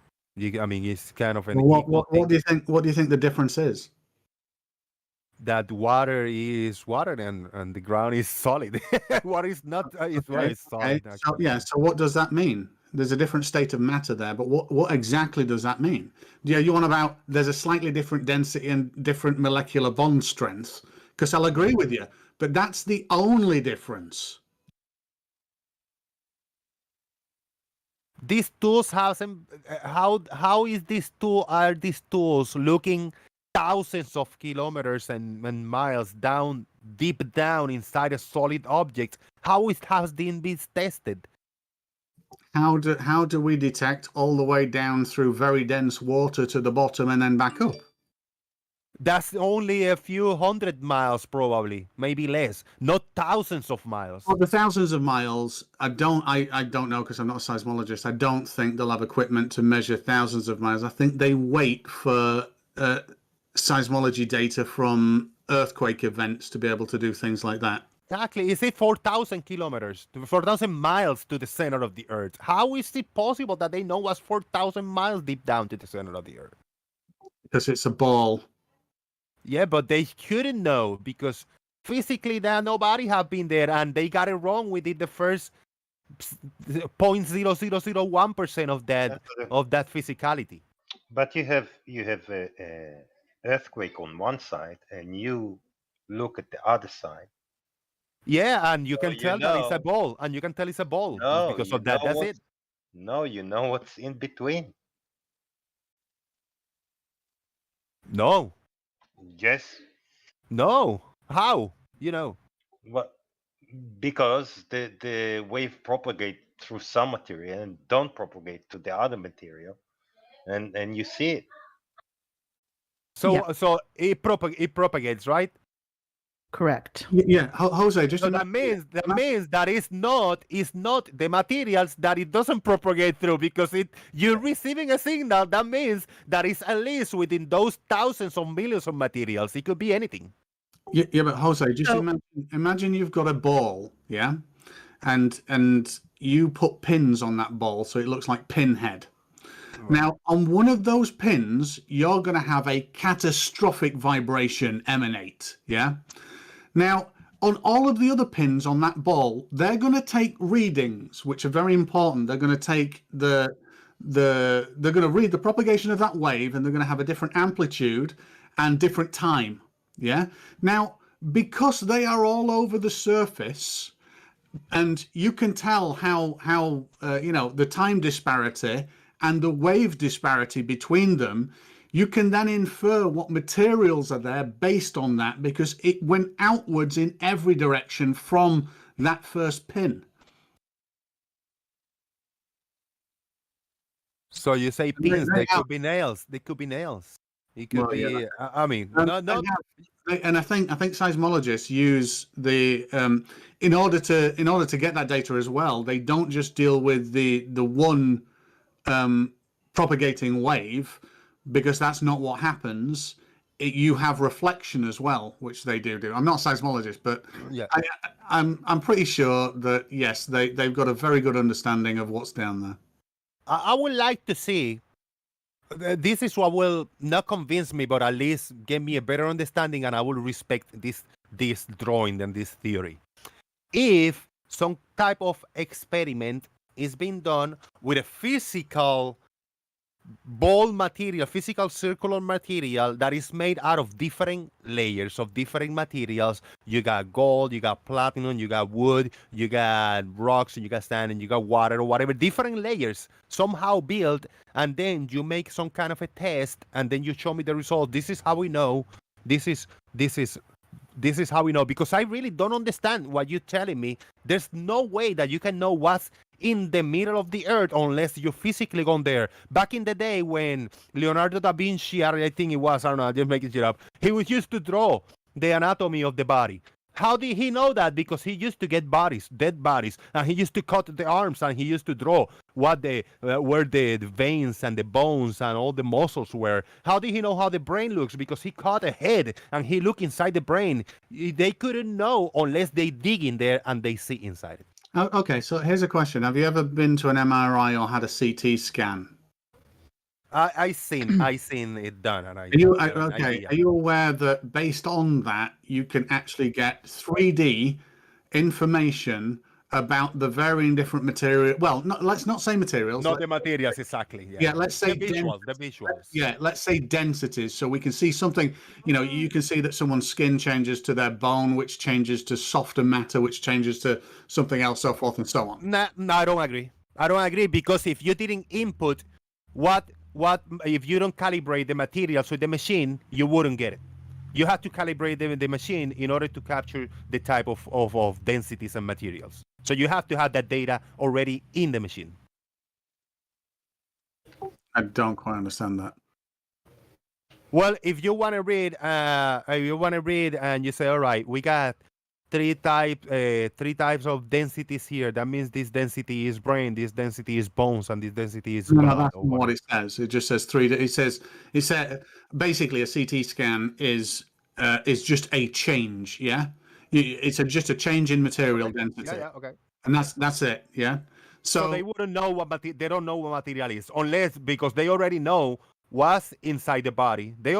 People already know when they put the people on the CT scan, because if somebody's reading and somebody don't know what's inside the body, they wouldn't know what to read in there. They wouldn't know what the material was. They know there's different types of densities, but they don't know what they are. No, and I absolutely agree with you. Okay. Here's another question. If it wasn't a brain made up of complex molecules of different atomic structures and things, let's say the brain was gold. Let's say that skin was silver. Let's say that hair was iron. And let's say that blood was copper. And let's say that, and you can see where I'm going here. We're breaking down into component parts. Perfect. Yeah. Do you think a CT scan would be able to differentiate each of those? And given the fact of the density and being able to read the density after the fact, do you think we'd be able to scan a piece of gold and figure out, fuck me, the brain's gold? Yes. Okay, yes. I can agree with that. Right, okay, that's how we do the planet. Jose, I'm putting a couple of lists, visuals and things in the show chat here for you to look at. Okay. In what channel? The live? In the show chat on the Discord. Show chat, but in the Daily Boom live, or which? If you look on where the here, the spam Daily Boom live. There's a little show chat icon when you have the. Okay, got it. Yeah, there's 3 in there. There's an article, and then there's 2 lists of the different materials regarding P waves, S waves. Got it. Okay, let me open the 3. That's one. Here. Oh, you understand where I'm coming from. It's not that I got it. I get where you're coming from. Yeah. It's just yeah, and by the way, Jose, I'm not saying it's a CT scan and they know that an iron deposit is exactly here. I'm saying I understand. it's a degree, like Similar. any measurement, it's got error tolerance, and there's a degree of resolution to the data as well, which is very sparse. So it's only an idea that plays out to be fairly accurate. Right. All right, and this is fair, yeah. This is cool articles. It's just like looking at this, I'm not gonna And understand. these give you the velocities through which and all that stuff they can measure. I appreciate it. I'll save them. I'll save them in my other tab, and I'll take a look later. I appreciate the information. I got a little better understanding, but I call this bullshit still. Me and Reishi both. Hey, that's fine. Learning is a good thing, right? Oh, I love it. Yeah. Shout out to everybody here in Discord land. All right, guys, what you got? Is Gary here? Gary was here earlier. I don't. Yeah. Oh, Gary, you're here, man. Just Gary Little. I don't see Gary Wybenga in there. Yeah, Gary's here. No, he's here. Underneath Farmer's Way. Oh. Yeah. Gary's the He's talker. not.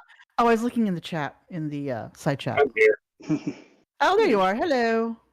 Gary, what do you think about the layers of what the Earth is made of? I agree with you, Jose. They're full of shit. They don't know. But I accept it. I accept it. I just don't understand it. So that's why I call it bullshit, because I just don't understand it. Yeah, not understanding to a doesn't mean it's bullshit. Just saying. Maybe to a certain depth that, they drill wells all the time. Wells are hit and miss when they drill them. It's always a risk. If they were so precise with all their measurements, they would never miss hitting water when they drill the well. Yeah, but you can't be that, there's margins of error, so. Yeah, so in they everything. don't know everything. They're not precise. That's true. We don't know everything, and people need to realize people don't know everything. The depths of the earth, if you talk about the depths of the earth, that they can't decide if the core is turning one direction or the other, or if it's even turning, or if there's even a so-called core, the way they call it. Well, there's no consensus on the flat Earth either, so it goes both ways. I know. Just saying. You don't have to make something up. It's just dense down there, how far it goes. Yeah, but this can be tested, so. Nah. Do you agree with this technology that they have, Gary, that they read it through waves, and they receive this? They got now an idea of different layers of materials, different densities of materials. I understood that, and I can accept it. They would have found every gold deposit there is by now. It was so precise and so good. They're finding everywhere. They find deposit of gold.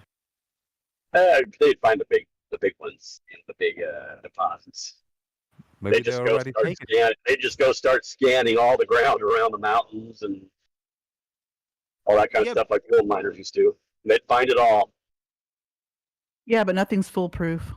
Yeah, and it's still hit or miss. Just guessing. Yeah, but they're using different though. They use these little personal machines and in this little equipment. We're talking about seismological equipment. They measure like earthquakes and shit. We're talking about big machines that not these gold diggers have. Oh, I gotta put my phone down. There's a higher control at the side. I mean, in a perfect world, we'd be like in Star Trek. We'd have instruments for everything, but we don't. This little piece of shit. I got one question for Glover Mommy. Mm-hmm. This question is from Tris Megistus, and I want you to focus on the wording he used because he is very informative. Yeah. Uh-huh. What heliocentrian went to the center? What the hell is a heliocentian, first of all? I don't know. That question is for you. You tell us. And no, as far as I know, no one's gone to the center. It's just been in fantasy fiction books that people have been to the center of the Earth. Is he talking about the center of the Earth? Called He's talking about different imagination. Yeah, in the heliocentric model, the sun is in the center. That's true. Stingray knows a lot. Stingray, what is a heliocentian? Please help us.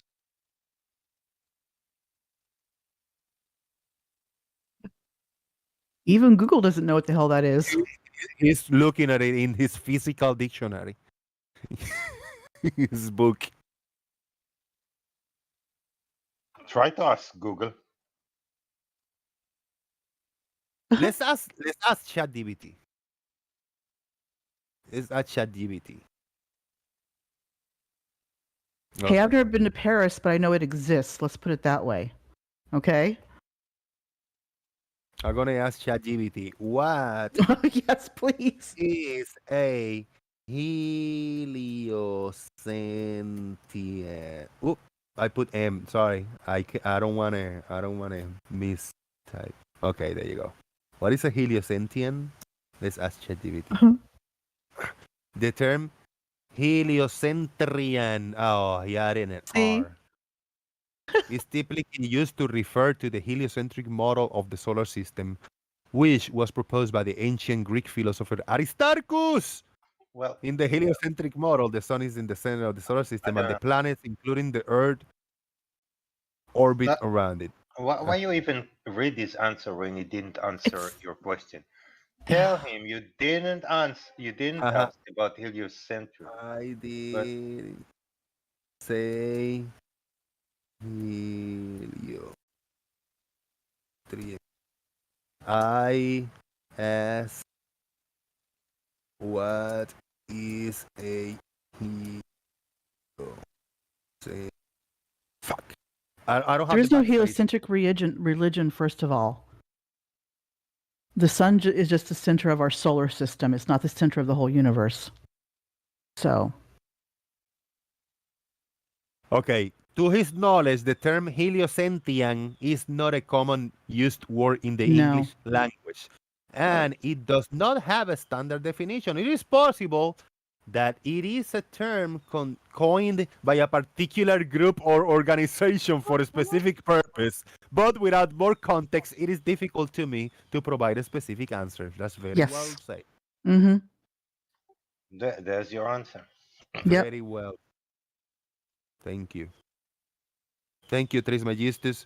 This is a buzzword created by coined by a particular group or organization. But no one's ever been to the Earth's core because you can't get to the Earth's core. It's too damn hot. Oh, never mind the pressure. It's only in movies. Yeah, the pressure. It's only in movies and books that's ever been happened, and they're not all necessarily real life. So. It's so pressurized that Mm-hmm. the hot iron, instead of being liquid, is solid. Yeah. That's why that coal bore, remember I think it was they couldn't dig down because it's too damn hot. It like killed the bits or something. They can only go down the 8 kilometers or whatever it was. No, it was 200 Celsius, nothing. Gary, what they were expecting. Yeah. Feedback for Gary. Gary, in the chat box, some people think that you believe that everything is magic.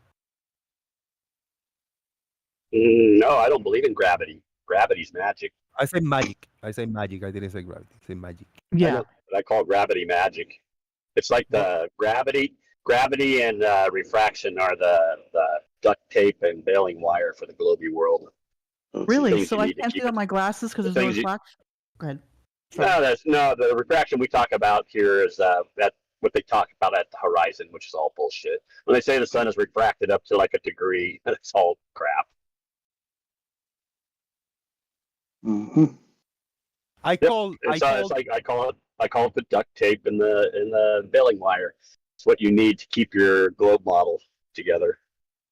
Yeah, but Gary, if we need 1 degree of refraction to keep the globe together, you need 55 and a unique sun for every individual. Just saying. No, and by the way, I wanted to address what you said yesterday at the end there too about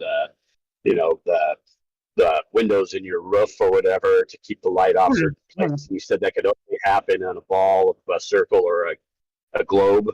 It's complete bullshit because they got holes in the center of all these barns down here for ventilation. So it's a long roof with just a center open all the way down the length. Now, how the shadows and light are based on where the sun's position across the sky is and which direction the roof is. It's very simple. You don't have to have a globe to figure out where the light's going to come through and blind you. No, what I said exactly, Gary, was based on a globe and rotating that globe, I could predict, based on a very distant sun and parallel light, the exact location of the light that's going to be cast into the room on every single day of every single year. Yeah, and I can predict based on where the sun is and time of year where the sun is going to be shining under those roofs because I have to look into it a lot of times if it's shining on it and to it. It's just, it doesn't take a globe. It's just knowing which direction the sun is going and which part of the sky. Is it at Capricorn or Cancer or somewhere in between? And how that affects where you're at on your latitude. Here's the killer point, Gary, is I don't need historical data to do that. I build a model based on the current understanding. I do not need to know that, oh, in this time of the year, I'm going to record the sun being up here and record the shadows being down. I don't need to know that. I just need to know a rotating sphere and a latitude, and I will have never seen the sun before at that point. And the model, which is a understanding, the model will predict based on the rotation of the planet and a 23.4 degree axial tilt through the year, every single day, where that sun is going to shine. That cannot happen. It is not equivalent on a flat Earth. Sure it is. All you got to do is just create a model with the math for the flat Earth. It's simple. With the sun is coming over this part of the horizon, it's going to rise at this degree, and it's going to move across this part of the sky at this height in the sky, and it's going to set at that degree. And that's all you need is just to do that and create a model for it. And it's just very simple for where you put your holes in your roof for windows. It's very simple. You don't need a globe to do this. We get it. I just want to be crystal clear here. Are you saying that the model that I build with the globe, the sphere, the planet, that accurately predicts reality, I could use a flat surface and get exactly the same result? Is that what you were saying? Yes? Absolutely. Go ahead and do it. I could. I'm just not going to sit there and do it because you just deny it. But all you know is you just know the sun moves across this part of the sky. The hole in the roof, let's say the roof of this barn is east to west, right? And so you know that when it gets to, and let's say you're a little bit north of Cancer. So you know the closer it gets to Cancer, the more direct down that light's going to be coming through that hole in the roof. And you can you just know by the angles to the sun. You can easily divide. Somebody who's mathematical could easily devise a model for a sun that's just going across your sky in your field of view. Very simple. Physical model, not math. What I'm saying to you is the reason why no flat earther has ever done something where a model built physically or on computer can accurately predict the path of the sun through the sky on any given location on a flat earth does not exist. I can predict where the sun is going to rise every day. I know where. I sit there and literally look at the horizon every day at work. I'm facing it at part of my morning of work. Out in the open, I'm under a roof. I can see the mountains. I know which peaks it's going to come over. I know which part of the sky it's going to cross. I can see all that. I know how that affects how the lighting is in the barn when I'm underneath the barn, whether I need to wear a headlamp because the light's kind of dim or, oh, no, the sun's going to be right in my eyes. Maybe I need sunglasses. Yeah, I know all those things, and you can predict all those things based on where you live without having to resort to any field model whatsoever. The issue there, Gary, is you're just describing reality on the premise that it's flat and accepting that. I'm saying build a model of flat and a model of the transition of the sun and show me that it works on flat, because all you're doing is describing reality, which coincidentally works on a globe and is modeled on a globe, not on flat. Yes, it works on flat. You guys just consider it's curved instead of compressed perspective, which is what you get in your field of view as you move away or something moves away from you at long distances. Your Yeah, we field of have view, everything evidence compresses besides towards our the center. sight to You know it's guys, curved. I was still talking. Thank you. I'm sorry, Gary. Okay, you guys always get mad when I interrupt, so I've been trying to be nice and let everybody I speak their piece. apologize, Gary. Okay, and I shouldn't have given you a lecture, so I should have just stopped at that point. I forgot what I was going to say now. Model. Like I said, no one has ever got a flat Earth model as in a model that here's a physical model or a computer model of an understanding of reality. Yeah, I know where I was at. Let him finish, Okay. Gary. Let Stingray finish his point. Oh no, Yeah, no, he's just repeating what he said a second ago. He was Okay. refreshing me. So anyhow, you guys just devised. What happened is the mathematicians of old didn't understand what they were seeing and how things work in perspective. So they thought, right? Before they had telescopes, supposedly the Greeks saw boats going over the curvature, but they didn't even have telescopes yet, right? So all they saw was whatever they saw with their eyes, and most of the people back then thought the Earth was flat. Some of the mathematicians devised a model saying it was a ball. So they devised a math for it, and it just happens to coincide with exactly how you see perspectively. Okay, so Flat Earth, sun moving, sun circle. It gets a little, it spirals inward and outward just slightly more each day, which will bring it to just a slightly different place where it rises and sets. You know, whether it's going towards Capricorn or Cancer, and it'll be a little higher or lower in the sky depending on if it's moving away from you or coming towards you. So, and you can predict all that just by, if you just observe where you live and you have a reference point where you kind of are a lot, you know, like I can sit in my backyard and watch the stars or the moon come up, or when I'm at work, I can watch the sunrise. Gary, quick clarification before Stingray. Do you think then the people knew that the Earth was flat longer than they knew it was a globe? Absolutely. Okay, yeah, Stingray, go ahead. Yeah, no, Gary, I get that, but here's the difference between a model which represents an understanding of reality and what you're saying is you could, I don't know where you are, but let's say you're in like dead in the center of the United States. And then let's say in the middle of Paraguay, given your understanding, I want you to have a building sat there and tell me where the shadow's going to be on the ground for every single day for this year. And you're not allowed to use historical data to do it. Now, the one understanding of the globe is all I have to do is model a globe, put an observer there and rotate the globe, and it will give me predictions. That's it.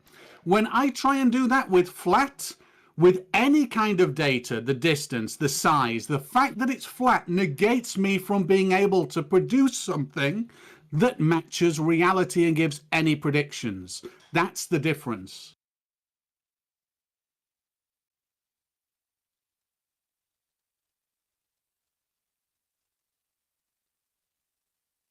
You're on mute, by the way, if you are talking. No, probably he's busy. Now, if flat Earth is older than the globe, is known previously than the globe, why don't they have a working model? Sorry, I was They muted. have had all the time in the world. Yes, well, anyhow, back to his thing. If I went down to, I think he said Paraguay, but let's say I went down there and I sat there for a month, I could start predicting where the sun was going to rise and set every day and how high it'd be in the sky. It's historical data, which is what their whole model was based on originally in the first place. They used historical data. They took measurements, and so they put it all together. Computers kind of string it all along. But the way the angles to things in the sky, like the sun or stars, are based on perspective angles. It's how what you see according to your horizon, and you measure that angle, the height of it above your horizon. Right. Gary, just really quickly, because you got what I said wrong, and I'm not sure whether I explained it properly. No, I didn't. What I said is using no historical data, never having been there, never ever going to set foot there. You could pick another random country and another random location and city in that country. Let's take Argentina and let's take Buenos Aires. So you can say in Buenos Aires, I've never been there. Right, today, what's the path of the sun through the sky? And I can show you a prediction by simply rotating a sphere of what that will be exactly, and it will match. There is nothing that I can do physically or using flat that would give me that prediction. That's what I'm saying. I don't want to go there and say, oh, I can gauge what reality is by looking at reality. No, I want my understanding, the model, to predict what I should see to show that it's a correct understanding. Flat doesn't work, rotating the globe does. Your model is still based on historical data. So you are using historical data, whether you realize you are or not. It's just now put into equations into a computer, and that's how you come up with your angles. Yeah, Now, so you've never seen my you wouldn't have any kind of a mathematical model to represent on your computer, would you? Gary, you've never seen my model. I can tell that from your statement that you've just said. But you could use a globe, a physical globe, and do the same thing with a physical globe and a distant spotlight. You really could. And it would do it accurately if you've got the correct orientation of the tilt based on the month that you're in. You could not do that with a sheet of paper that's flat with a distant or fucking close sun. You cannot. So forget equations, forget historical data. My model doesn't use equations and it does not use historical data. Well, let's do it physically. I'll do it physically with you. You do flat, I'll do globe. We'll make a prediction on a certain city in a country. Mine will be correct. Yours will never work. That's my assertion. Yes. Because you guys have a globe based on a math that you devised with your math magicians of old. And so you have a thing that seems to work, but it's not based on reality. It's based on your thought that it is a globe rather than compressed perspective in your field of view. Okay, so you guys, all you did was you hijacked perspective and turned it into a curve and made a math for it, and it seems to work. Yes, that's how it worked. So Gary, just like you guys claim that the Greeks saw boats going over the horizon. Of course, they didn't have telescopes. Of course, they didn't have telescopes back then, or P900s or P1000s. So that same boat today we could watch with our naked eye, and it would appear to go over the curvature, right? Because we wouldn't see it. It would seem like it was disappearing bottom first. But if we just sat there and watched it until it disappeared with our naked eye and then zoomed in it with a P900, we would see that boat again because you don't see all of it. You don't see the bottom of it. Now, do you? No, we would. We would see if you watched it to that point, right where it just disappeared from your naked eye, and you zoomed in, you would see it because we can zoom in on all kinds of boats that you couldn't even see with your naked eye. Keep zooming in, it will go over the horizon and disappear. Right, yeah, Gary. But we never see that from a lot of people. He's getting more narrow to Greeks and his definition of perspective. And you're all falling for it. Don't. Perspective is based on angles subtended to your eye, and so more distance and decreases the angle. It also compresses your field of view with more distance. That's why everything seems compressed at the horizon. You can't even see the waves at the horizon anymore. It just looks like a smooth line. Regarding a globe Earth. Gary, just really quickly, when you say perspective, is there anything outside of the following statement? If an object takes up 1 degree in my vision and we double it, so it's a square and it's 1 degree by 1 degree, and we double the distance away from me, does it have in every dimension uniformly, yes or no? Perspective is defined as something that is close, let's say a meter, and represents 10 degrees. Please let me finish, Gary. Let's say something's a meter away from me and represents 10 degrees in my field of view. My field of view, let's say, is 130 degrees, my eyesight. It's never going to change that 130 degrees. But the object that represents 10 degrees in that is 1 meter away. If I move it to 2 meters away, it will represent 5 degrees. Are we agreed on that's what fucking perspective is? Yes or no? Get on and make your point. What's your point? Right. So how the fuck does that go behind water on a flat surface? Because the more distance you got, remember, it's like a railroad track. Just turn the railroad track on its side. Now you're standing on the beach, and the railroad track, even with your eye level going out, is going to appear to what? Converge with the horizon out there, isn't it? It's going to appear to. Of course, it doesn't, because parallel lines don't actually meet, do they? So we know that that's what's going to happen, and that's how everything moving away from you always converges. If it's going parallel with your line of sight, is always going to converge with your line of sight. And that's why, and because we stand upright and live on a flat Earth, when we look out, we're basically looking parallel over the ground. We're close to the ground. That angle is going to become compressed quickest, because that's why things will foreshorten in the distance so fast on the ground compared to the sky, even though the sky is doing the same thing. Yeah, but the ground, just like the line in the middle of a lane, it's going to, right close by you can see all the individual lines. A little ways further, they start to look like they're all one line. A little ways further, you can't even see the line, even though you know it's there. Right. Okay. So here's a question for you. If I'm stood on the beach and there is a boat, a vessel, and its pilot house is 20 meters above my eye line and it's moving away, can we both agree that it's going to converge down to my eye line but never drop below it? Can we agree on that? It's going to actually converge to the ground. Your eye, the part between the ground and your eye line, the ground is going to appear to converge up to your eye level. Everything above you is actually going to converge to the ground line, not to your eye line. It just seems like your eye line because your eye line is converged with the ground line because of perspective. So the thing is going to converge. It's going to compress bottom first because that's where the angles are going to become the most compressed, for more than the top, because the angle to the top is higher over the water than the bottom portion of the ship. So you're always going to get the bottom portion compressed to that point where you can no longer resolve it as separate from the water line. Rayleigh criterion. Okay, so what we've done here is we've diverged away from perspective and the laws of parallel lines. And I hope you understand this. If you don't, you need to go back to school. But what you've actually said is if an object is 10 meters below my eye line and stretches to 10 meters above, and it goes away into the distance and just keeps going away along that trajectory, along my eye line, it's actually going to drop below my eye line, which is in contradiction to physical fucking reality, Gary. No, it's going to, because your eye line, it doesn't. You're with a delusional individual, sorry. The ground seems to converge with your eye line. So it's going to seem to appear to be at the same point with your eye line, even though you're not going to be able to differentiate any of that space, just like the portion in between the railroad tracks in the distance. It comes to a point where you can't tell what's what in that area because it's too small of an area for angular, the space. The angular space you see something in is too small to tell the difference. That's why we got the Rayleigh criterion. Here's an interesting thing, Gary. Let's do observations of where it's not too small to see and it goes behind fucking water. And it's never too small to see. When it went behind water, it was still fucking big in the camera frame. Let me finish. It was still big in the camera frame. But the weird thing that you just said is it doesn't converge. Zoomed in camera frame. It doesn't converge. Yeah, it doesn't matter. It's pixels that take it up. It doesn't matter. No.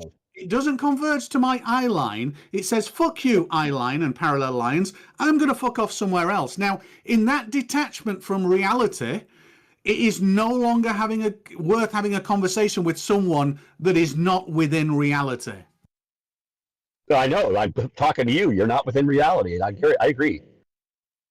The fact is, your eye line is just one thing to give you a reference to how you see things moving parallel away. But the truth is, the angles are to the ground. The ground appears to slant up towards the eye level to a point where you can't tell the difference. That's why we got a horizon, right? And the sky in the distance appears, but we have a bigger angle to the sky. And so that's why you can see things in the sky that are high up much further out than your horizon. Right? Gary, can I... Like the sun or the moon or stars. Gary, can you explain... Or an airplane. Can you explain, Gary, what the Rayleigh criterion is? The Rayleigh criterion is when you don't have enough angular separation between 2 points to resolve the 2 points as separate, so they blend together. And where is the ground in this? The surface. Formula. But in this formula of the Rayleigh criterion, you can calculate it. Where is the ground come in? Because the ground is the parallel to everything that's above it. Okay, don't interrupt.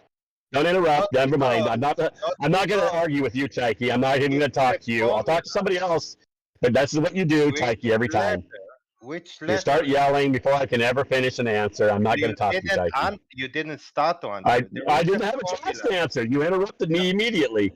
I'm going to go ahead and take a shower. I just got home. I'm not talking to Tyke. Like always, Gary, when I ask because Tyke, even I heard you on Blue's show. Blue even had to tell you to shut up. The criterion is a formula. Can you point which of the letters represent the ground?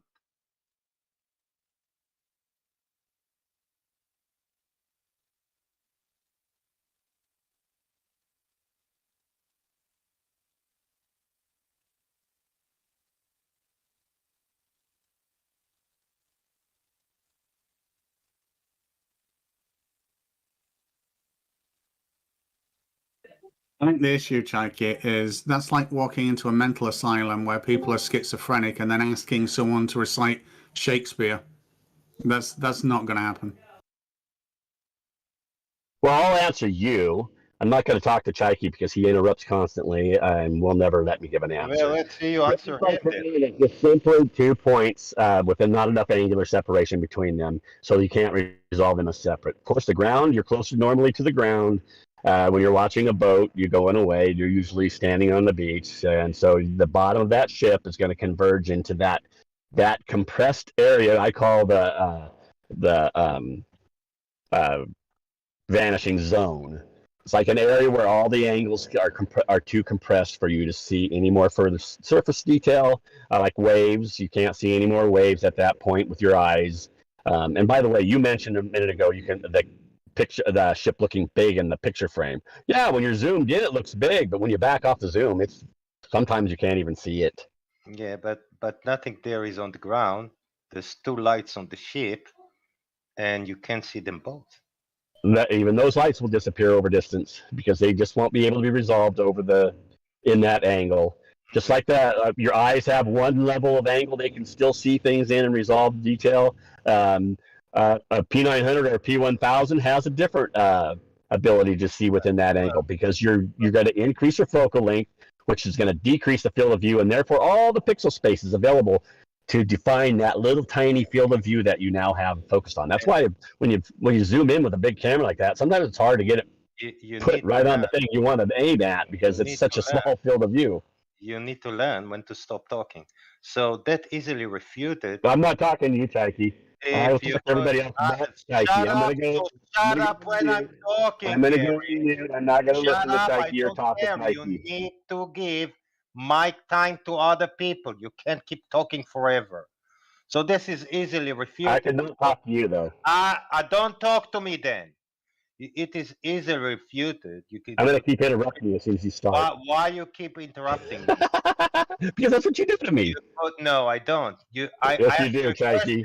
I ask you and you don't like the answer that's coming that you anticipate, so you always interrupt. I'm going to hang up. I'm going to go take a shower and have a cup of coffee. I'll be back. Go have your shower. Now, this is easily refuted. You put 3 light sources, and you can still see 2 separately, but you cannot see the third. That means it disappeared.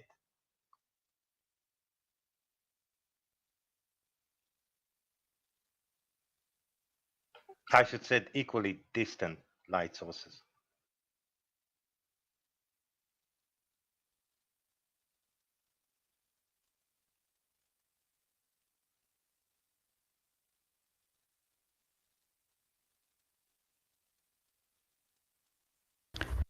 Does Gary ever consider there's more evidence than the horizon for a spherical Earth? I don't think so. Nobody. I mean, he does the same damn argument all the time. No one talking about the horizon. We're asking about a vertical angular resolution. Well, what I'm just saying is that's his thing for the horizon, the visual, the vanishing point, all that stuff. He's going to the ground. Nobody care about the ground. We don't look at the ground. We look at the ship, which is not the ground. It's perpendicular to the ground. Well, see, they have to explain the ground has to have some effect on your vision, you know, like Lemon used to say, the smushing and squishing and whatever. You know, because otherwise they have no argument. And nobody can refute this dumb argument because it's so freaking dumb. You know, perspective is a thing. We don't deny that. Well, this isn't even perspective. These ships disappearing over the horizon is not due to perspective because they don't get smaller. They do they don't. They do get cut off from the bottom of the top for some reason. They don't get angularly smaller on all sides. It's just the top to bottom per thing. Yeah. And they always say you can zoom it back, you know, if you get a strong enough lens. But I've never seen one of them zoom the sun back into focus. No, exactly. And there are videos of ships that are zoomed in, and you can see them sinking further and further and further till they're gone. You know. But no, this is their latest thing, and because it's such a stupid argument, nobody can. It's a very stupid argument. I just want someone to show me how how a globe and a flat surface, a local sun and a distant sun, would produce the same predictions anywhere from the polar regions or the axis of rotation of either. It just doesn't, it won't, it never will. One is always correct, the other is always incorrect. And Rachel, you are welcome. We'll do a show and you can show me how this shit would ever even get close on a flat earth. It just will not. Yeah. And I'm pretty sure Gary's never seen my model, by the way, my physical 3D model, because I was very, very specific in not putting any mathematics in there and only using geometry so that I could say that it doesn't matter whether this is on computer or model physically, the predictions would be the same. But I don't think he's ever seen it. Probably not.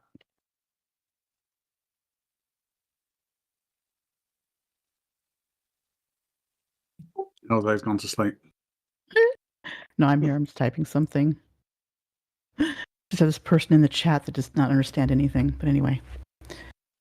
Oh, yes. Mm-hmm. Mm-hmm. Oh, they claim they overstand.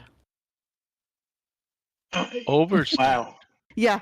That's what he said to me. What does one do when one overstands something? I don't know. Does one revert to being stupid or what? I just told him that runs into the land of Dunning-Kruger when you overstand something like you claim. Just saying. Talk to Flatzoid, he knows.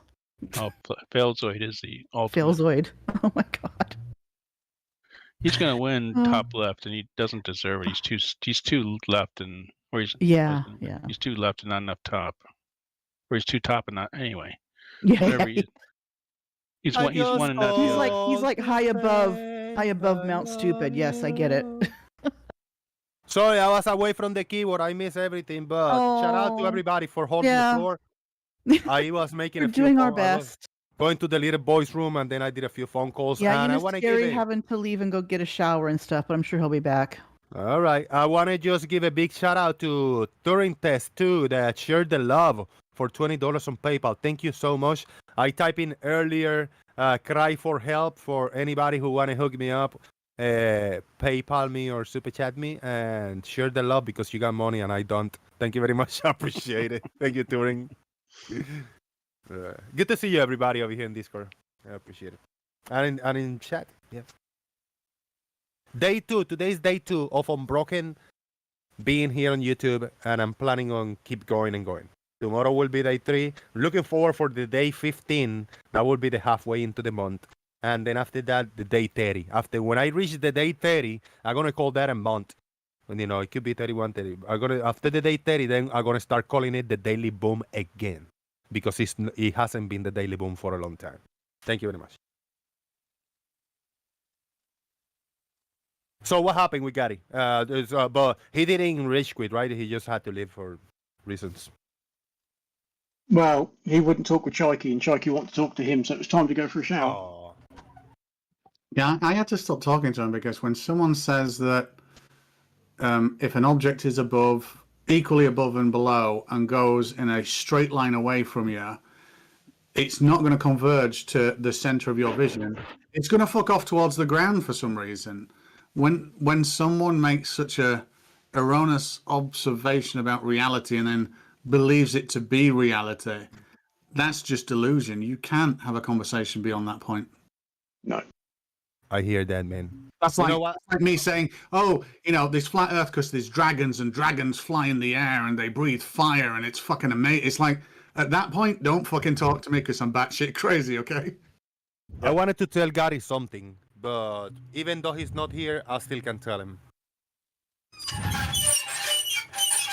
Squeaky earth, squeaky earth. There you go. That was a solid message for Gary and for everybody else. Yes. Can I step in for a minute? I have to go. I got to go pick up a friend from work. Her car's in the shop, so I will. Hey, final thoughts. Yeah, final thoughts. Wrap it up for you. Everything in reality comports to a globe Earth, whether you like it or not. So believe what you will, but we know different. That's fair. Thank you. thank you very much for being here, Glober Mommy. And welcome. people, you can find her channel on YouTube. It's called Glober Mommy. Or Glober Mom. Yeah. Oh, Glober Mom. Yeah, Glober Mom. And you're going to find Your all her- mods, most of your mods, just click on my name and you'll find the channel in the side chat. Exactly. Yep. Click the three dots and go to the channel and go subscribe and share some love and leave some comments, questions, concerns. Go troll her, but troll her responsibly, only responsibly, Yes. people. Thank you, Glober Mama. And It's always nice to see I don't know how to you. pronounce your name, but the troll. Magistus? Yeah. I'm sorry that you don't understand much of. Well, okay. Believe what you want, but judging by my name, yes, I am called Glober Mom because I am a mother and I believe the Earth is a globe, so therefore Glober Mom. So it's my name. Deal with it. See you guys. Deal with it. Thank you, See Glober Mom. ya. Bye. We miss Lemon. We miss Lemon. No. Oh, I altered the dogs. Sorry. So even the dogs don't agree with you. I haven't shared my dogs. I got my big camera on for YouTube. Let me turn this on. I want to show my dogs. They're still strong and hanging out. My old dog is old. It's like 13 or 14. I lost count. But I got an old Chihuahua. That's not the one I'm gonna show you. I'm gonna show you one of the youngsters. He's like 5 now. Be back.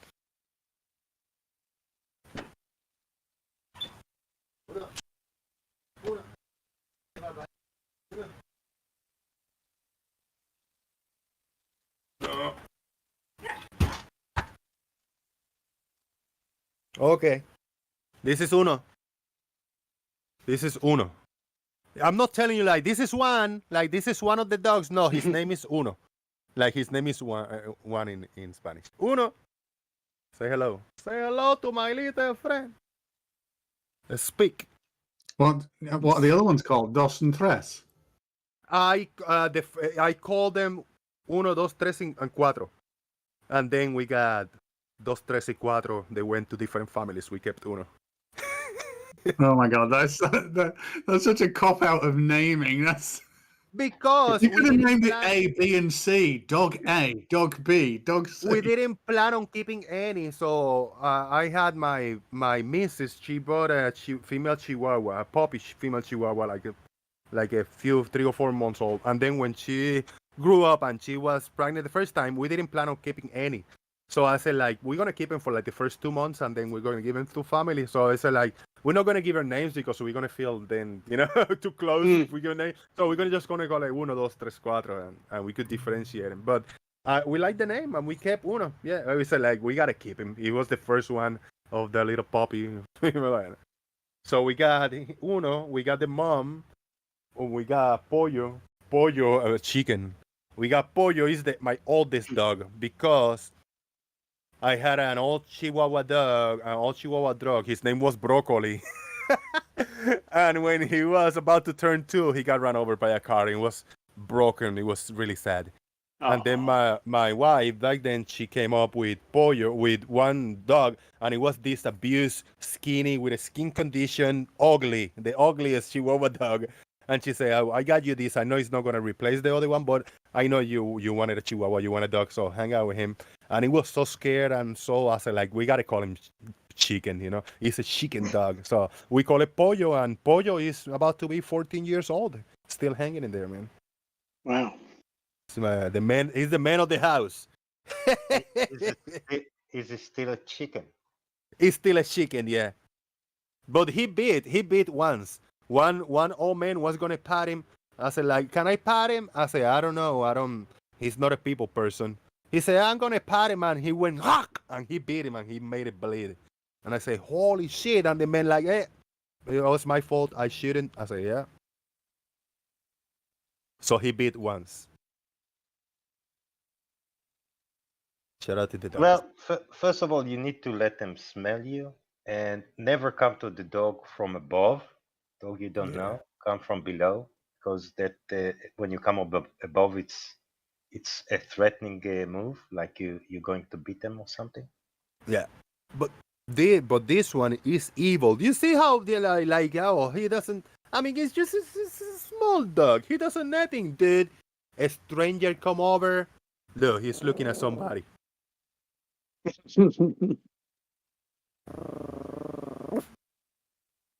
Bless. Somebody approach him like he doesn't know. He actually go for the bite. He actually bite ankles, and he bite my sister. He already know her, but to my niece, bro, every time my niece come in, he like, "Rah!" He just throw at her, and she go like, "Ah, get out of here!" And she put her hand and he bite her over. He made her bleed, but she works in a veterinary and she works for animals. Just he's like, that's nothing, you know, little bites. Oh man, shout out to Uno.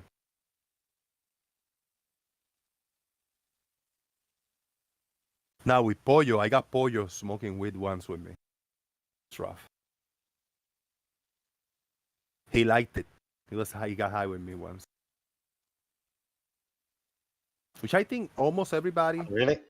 Yeah, I don't smoke anymore, but when I smoked once, I blew at him 4 times, and he was all running and happy and trying to, I don't know, he was high, he got high. Well, Was if only I one. try to let my dogs smell the weed, they back up. They don't like it. No, he didn't like it, but I blew two still. I blew 2. He got 2 hits out of me still. The first one he didn't like, but the second one he kind of held in there, he coughed, and that was it. Yep. I'll give you a quick peek. I'll show you Pollo very quickly so you see how old and ugly he still is. I got him outside walking around, and from far away he looks so like old. But he's still good because he still jumps in the sofa, jump in the beds, and he still can jump. So he's still strong and he can see very well. Not blind yet. Pollo.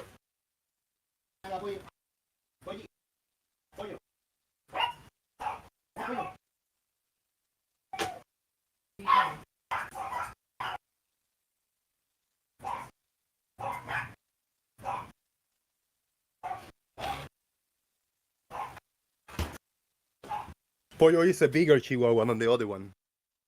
This is a lot bigger than the other one. And you can see how whitish his hair is. Old, and he got all the skin hanging out. And... You want to say hello, Pollo? They're looking at you. This is the dog. I remember once, a few years ago, some guy made a video about me being a trans. You remember that, right? A funny video. Oh, He said, yes. And he's a satanic, and he ate his dog, and he put a picture of me and Pollo, and I still got him. How do I still got him if I ate him? That is rough. Pollo, you okay? Yeah. Yeah, he had a skin condition. He doesn't grow hair, too much hair in the body, just a little bit like a lion. He had more hair. Still got some, but just old. It's good, man. I'm happy. I heard Chihuahuas doesn't last longer than 10 to 12, 13 years maybe, and this one is going to 14, so it's doing good. Maybe it's not the pure Chihuahua. That's awesome. I think it's gotta have some mix on him, but I don't know. He thinks he's the other dog's dad, but I don't think he is because he was fixed when we got him. He was already fixed, so he doesn't have balls. So, but he still thinks he's the dad of Uno. Well, that adds to the life, and if he's a mix, that also gives a bit of a boost. Yeah. But yeah, he got most of his teeth, and he can still see. He can still see very well, and yeah, he's strong. And he jumps, as I say, you know. There you go. Oh shit, he jumped far. Oh, sorry. Come on.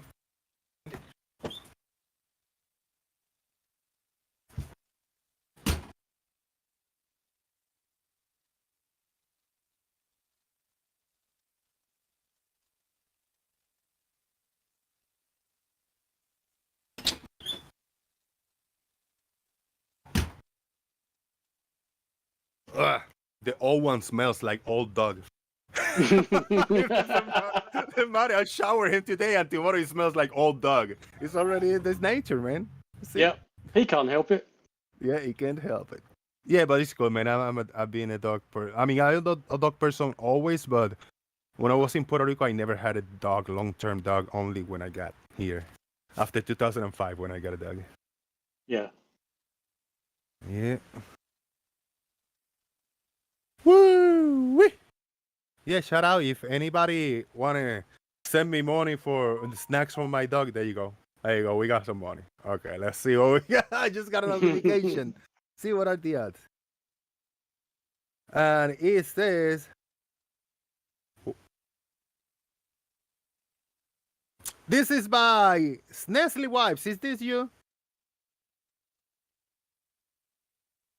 Hope you're doing well. Love my round earth. Even mermaids and mermen know the earth is not flat. That is Pronon 1990. Pronon 1990. Thank you, brother.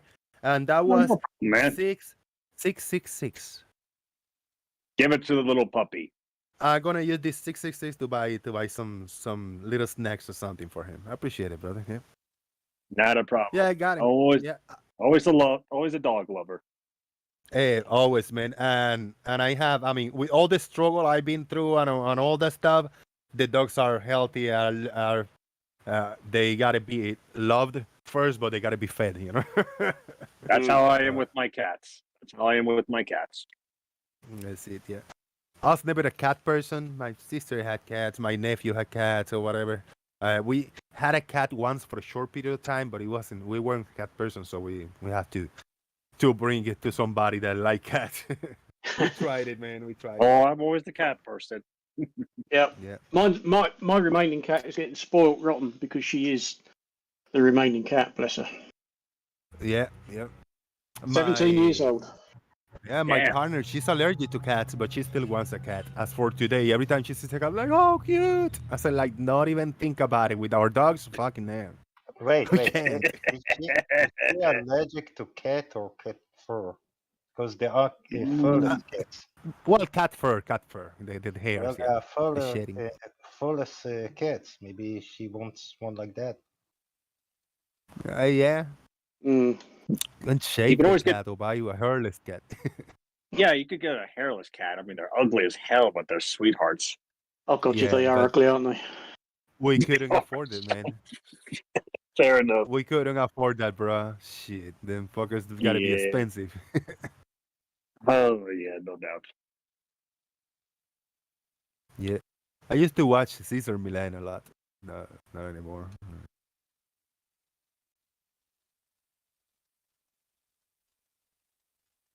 But I like dogs. They intimidate me, the big dogs, peoples and stuff, but I still can approach them and I touch them or pat them or whatever. So I try not to show the fear, but inside, like, fucking I'm scared of big dogs because I never had a big dog. I always got chihuahuas and stuff. I can deal with those. But a bite of people with that pressure in the jaw, fucking break a bone. With a chihuahua, they can bite me as hard as they can. What I can do, rip my skin if I pull it hard, you know? That's it. But a pit bull and a strong dog or a Doberman or whatever, a bulldog, they can just break a bone easy. Fuck you up. They'll fuck you up.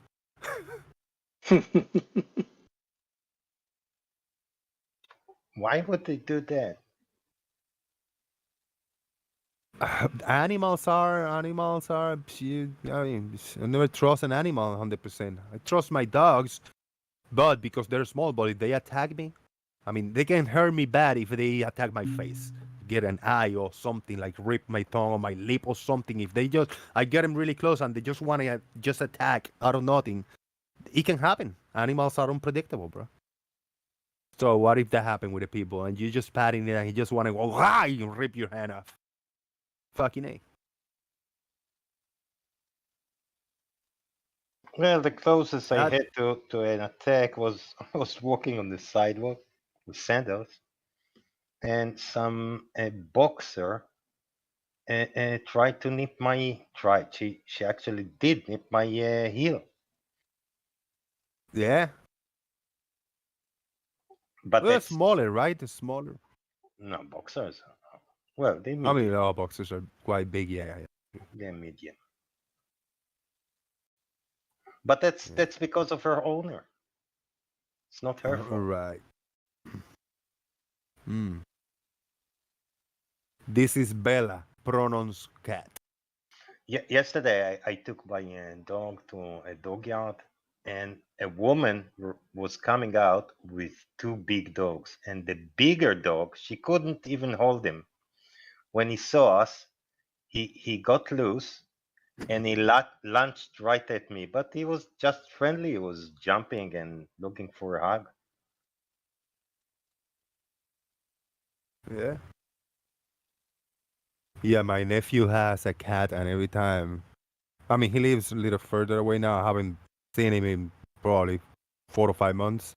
But he had a cat, and where he used to live, I used to go, and every time I went to his bedroom, I forgot he had a cat in there. I go like, whoa, it freaked me out, man. I don't trust cats at all, bro. I don't trust.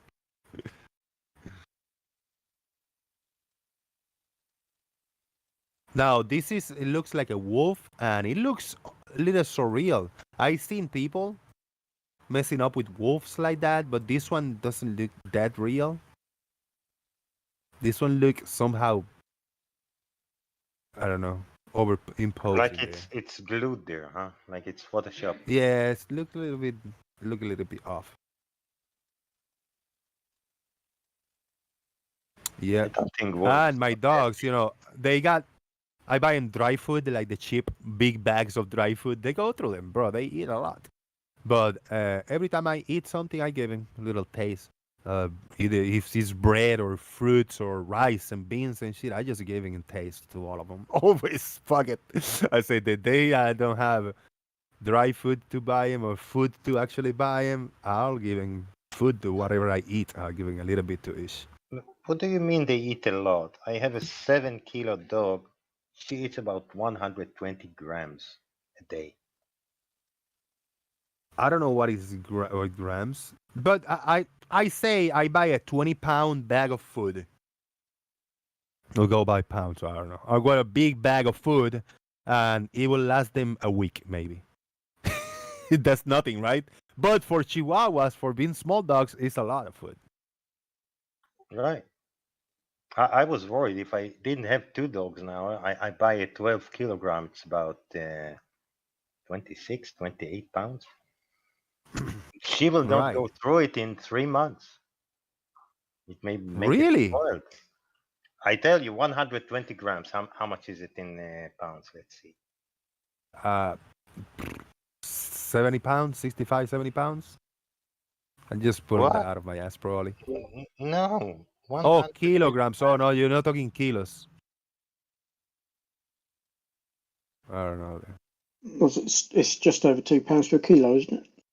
Okay. It's 0.26 grams, pounds. And let's see, ounces.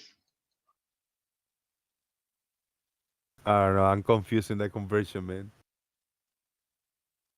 It's 4.2 ounces. It's nothing. And how long does that food last for? Well, now it lasts for about a month because I have 2 eating of it. Dude, how come? My dogs go to a 20-pound bag of food in a week. And they're small. You saw them, how small they are. The fuck? I mean, I got them food always. There's 24/7 food in their plates always. They're always eating. Well, that might be why they're getting through so much. I don't like getting them in there. I always got those. I always got them food. I mean, we used to have a black Labrador, and if there was food down, he'd eat it and eat it and eat it. The cat's food had to be kept up out of his way, and you just had to be careful with stuff in the kitchen because he just eat and eat and eat. Right. And that's a problem, particularly with Labradors, because you don't want them getting overweight. Okay. Well, how many dogs you have? Oh, we only had the one. We already had the 2 cats, and then somebody decided that she was going to change her mind, not wait until she retired and get a dog anyway. So we got a rehoused black Labrador. I'm asking Jose. Jose's got how many quite dogs? a few, haven't you? I got a bunch of dogs, yeah. I got like 5. Well, bunch of dogs, bunch of food. But each one of them. Yeah, I got like 5 dogs, but they equal. If I put them together, they're less than a pit bull. They're less than a big dog. Yeah. They're like one big dog. Yeah, exactly. I got it's like equal to a big dog. So I had 7 dogs at one time, man. 7 of them. Pronon, what are you talking to your cat? Oh no, sorry, my bad. I had my voice on. Sorry, my bad. All right, let's get out of here. It was a nice show, somehow short. Let me open this link that Reishi50 shared and see what it is before we get out of here. I'm still sharing my screen. It's a Stop news article. As if we didn't have enough to worry about, new research claims the Earth's inner core has stopped spinning. How about What's that? she shouting? Oh, it's just Fox News. Of course she's shouting. The Earth's core has stopped spinning. No, I doubt it. So is this now? This is appealing to authority, Reishi. Do you believe this? Do you believe what this lady is saying? And do you believe what the scientists say just because they say it? You're appealing to authority. You should not trust anyone. Trust no one. Why are you trusting this article, Reishi? That's actually a really legit question. I'm not gonna play too much because I want to avoid copyright claims and stuff. But yeah, shut up.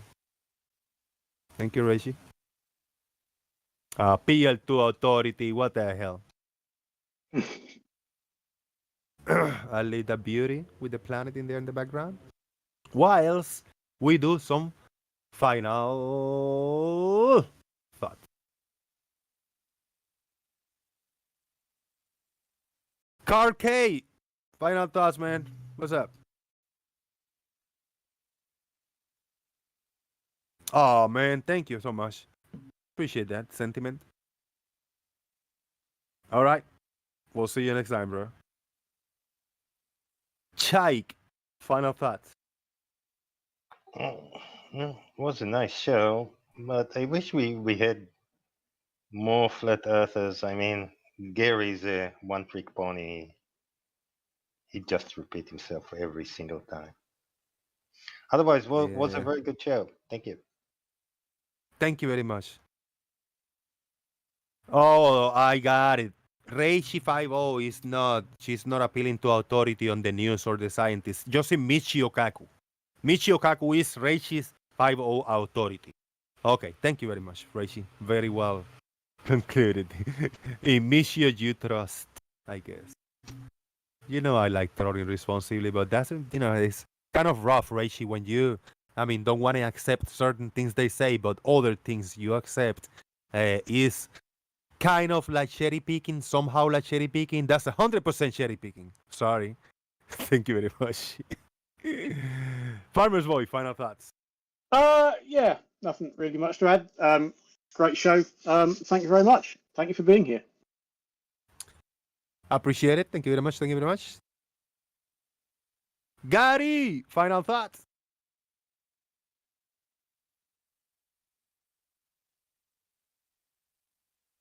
Oh, I was unmuted. Huh, I didn't even know it. You wasn't. As soon as you guys start to realize what the actual optical effect of a horizon is, you'll start to realize there was no curve involved ever. It's just a simple foreshortening. The angles to the surface become too narrow, and all the information is in too small of a space to resolve anymore. And it just ends up looking like a line. And the line just moves further out if you go higher up, that's all. But still for the same reason.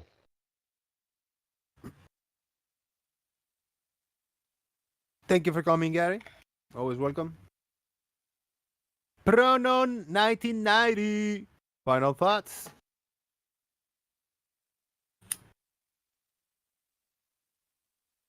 Thank you very much for your support, brother. Go ahead. Yeah, I was gonna say, yeah. Have a good day, dude. I gotta take care of some stuff. Take care. Good looking out, brother. Thank you. Snessley Wipes. Final thoughts. You're very quiet today. Shout out to the other. Oh, there you go. Sorry, man. I've been listening the whole time, like, but partaking in the conversation. But yeah, in regards to Rachel's post about the Earth cores, stopping. It's not stopping. It's slowed down, and scientists believe it's going to start rotating in the opposite direction, which is apparently a natural phenomenon that happens. So yeah, it's nothing new. But yeah, good show anyway. Thank you very much, man. I appreciate it. Shout out to Leal for coming. Shout out to Stingray for coming. And we must hear from the Chief Professor final thoughts. I know you have some insight and some good quote for everybody to go. Chief Professor, final thoughts. Sorry, I don't have anything. But I maybe might read what I have there. This is a quote from Haruki Murakami. Sheep hurt my father, and through my father's sheep have also hurt me. Thank you very much. That was deep. Not physically balls deep, but like sentimentally deep. Hey, thank you very much, everybody. Hit that like button, share the show, give me money. Find the links in the description box. Join us on Discord. We will see you tomorrow with Thursday festivities in the boom. Jose JG out. Let's hit it.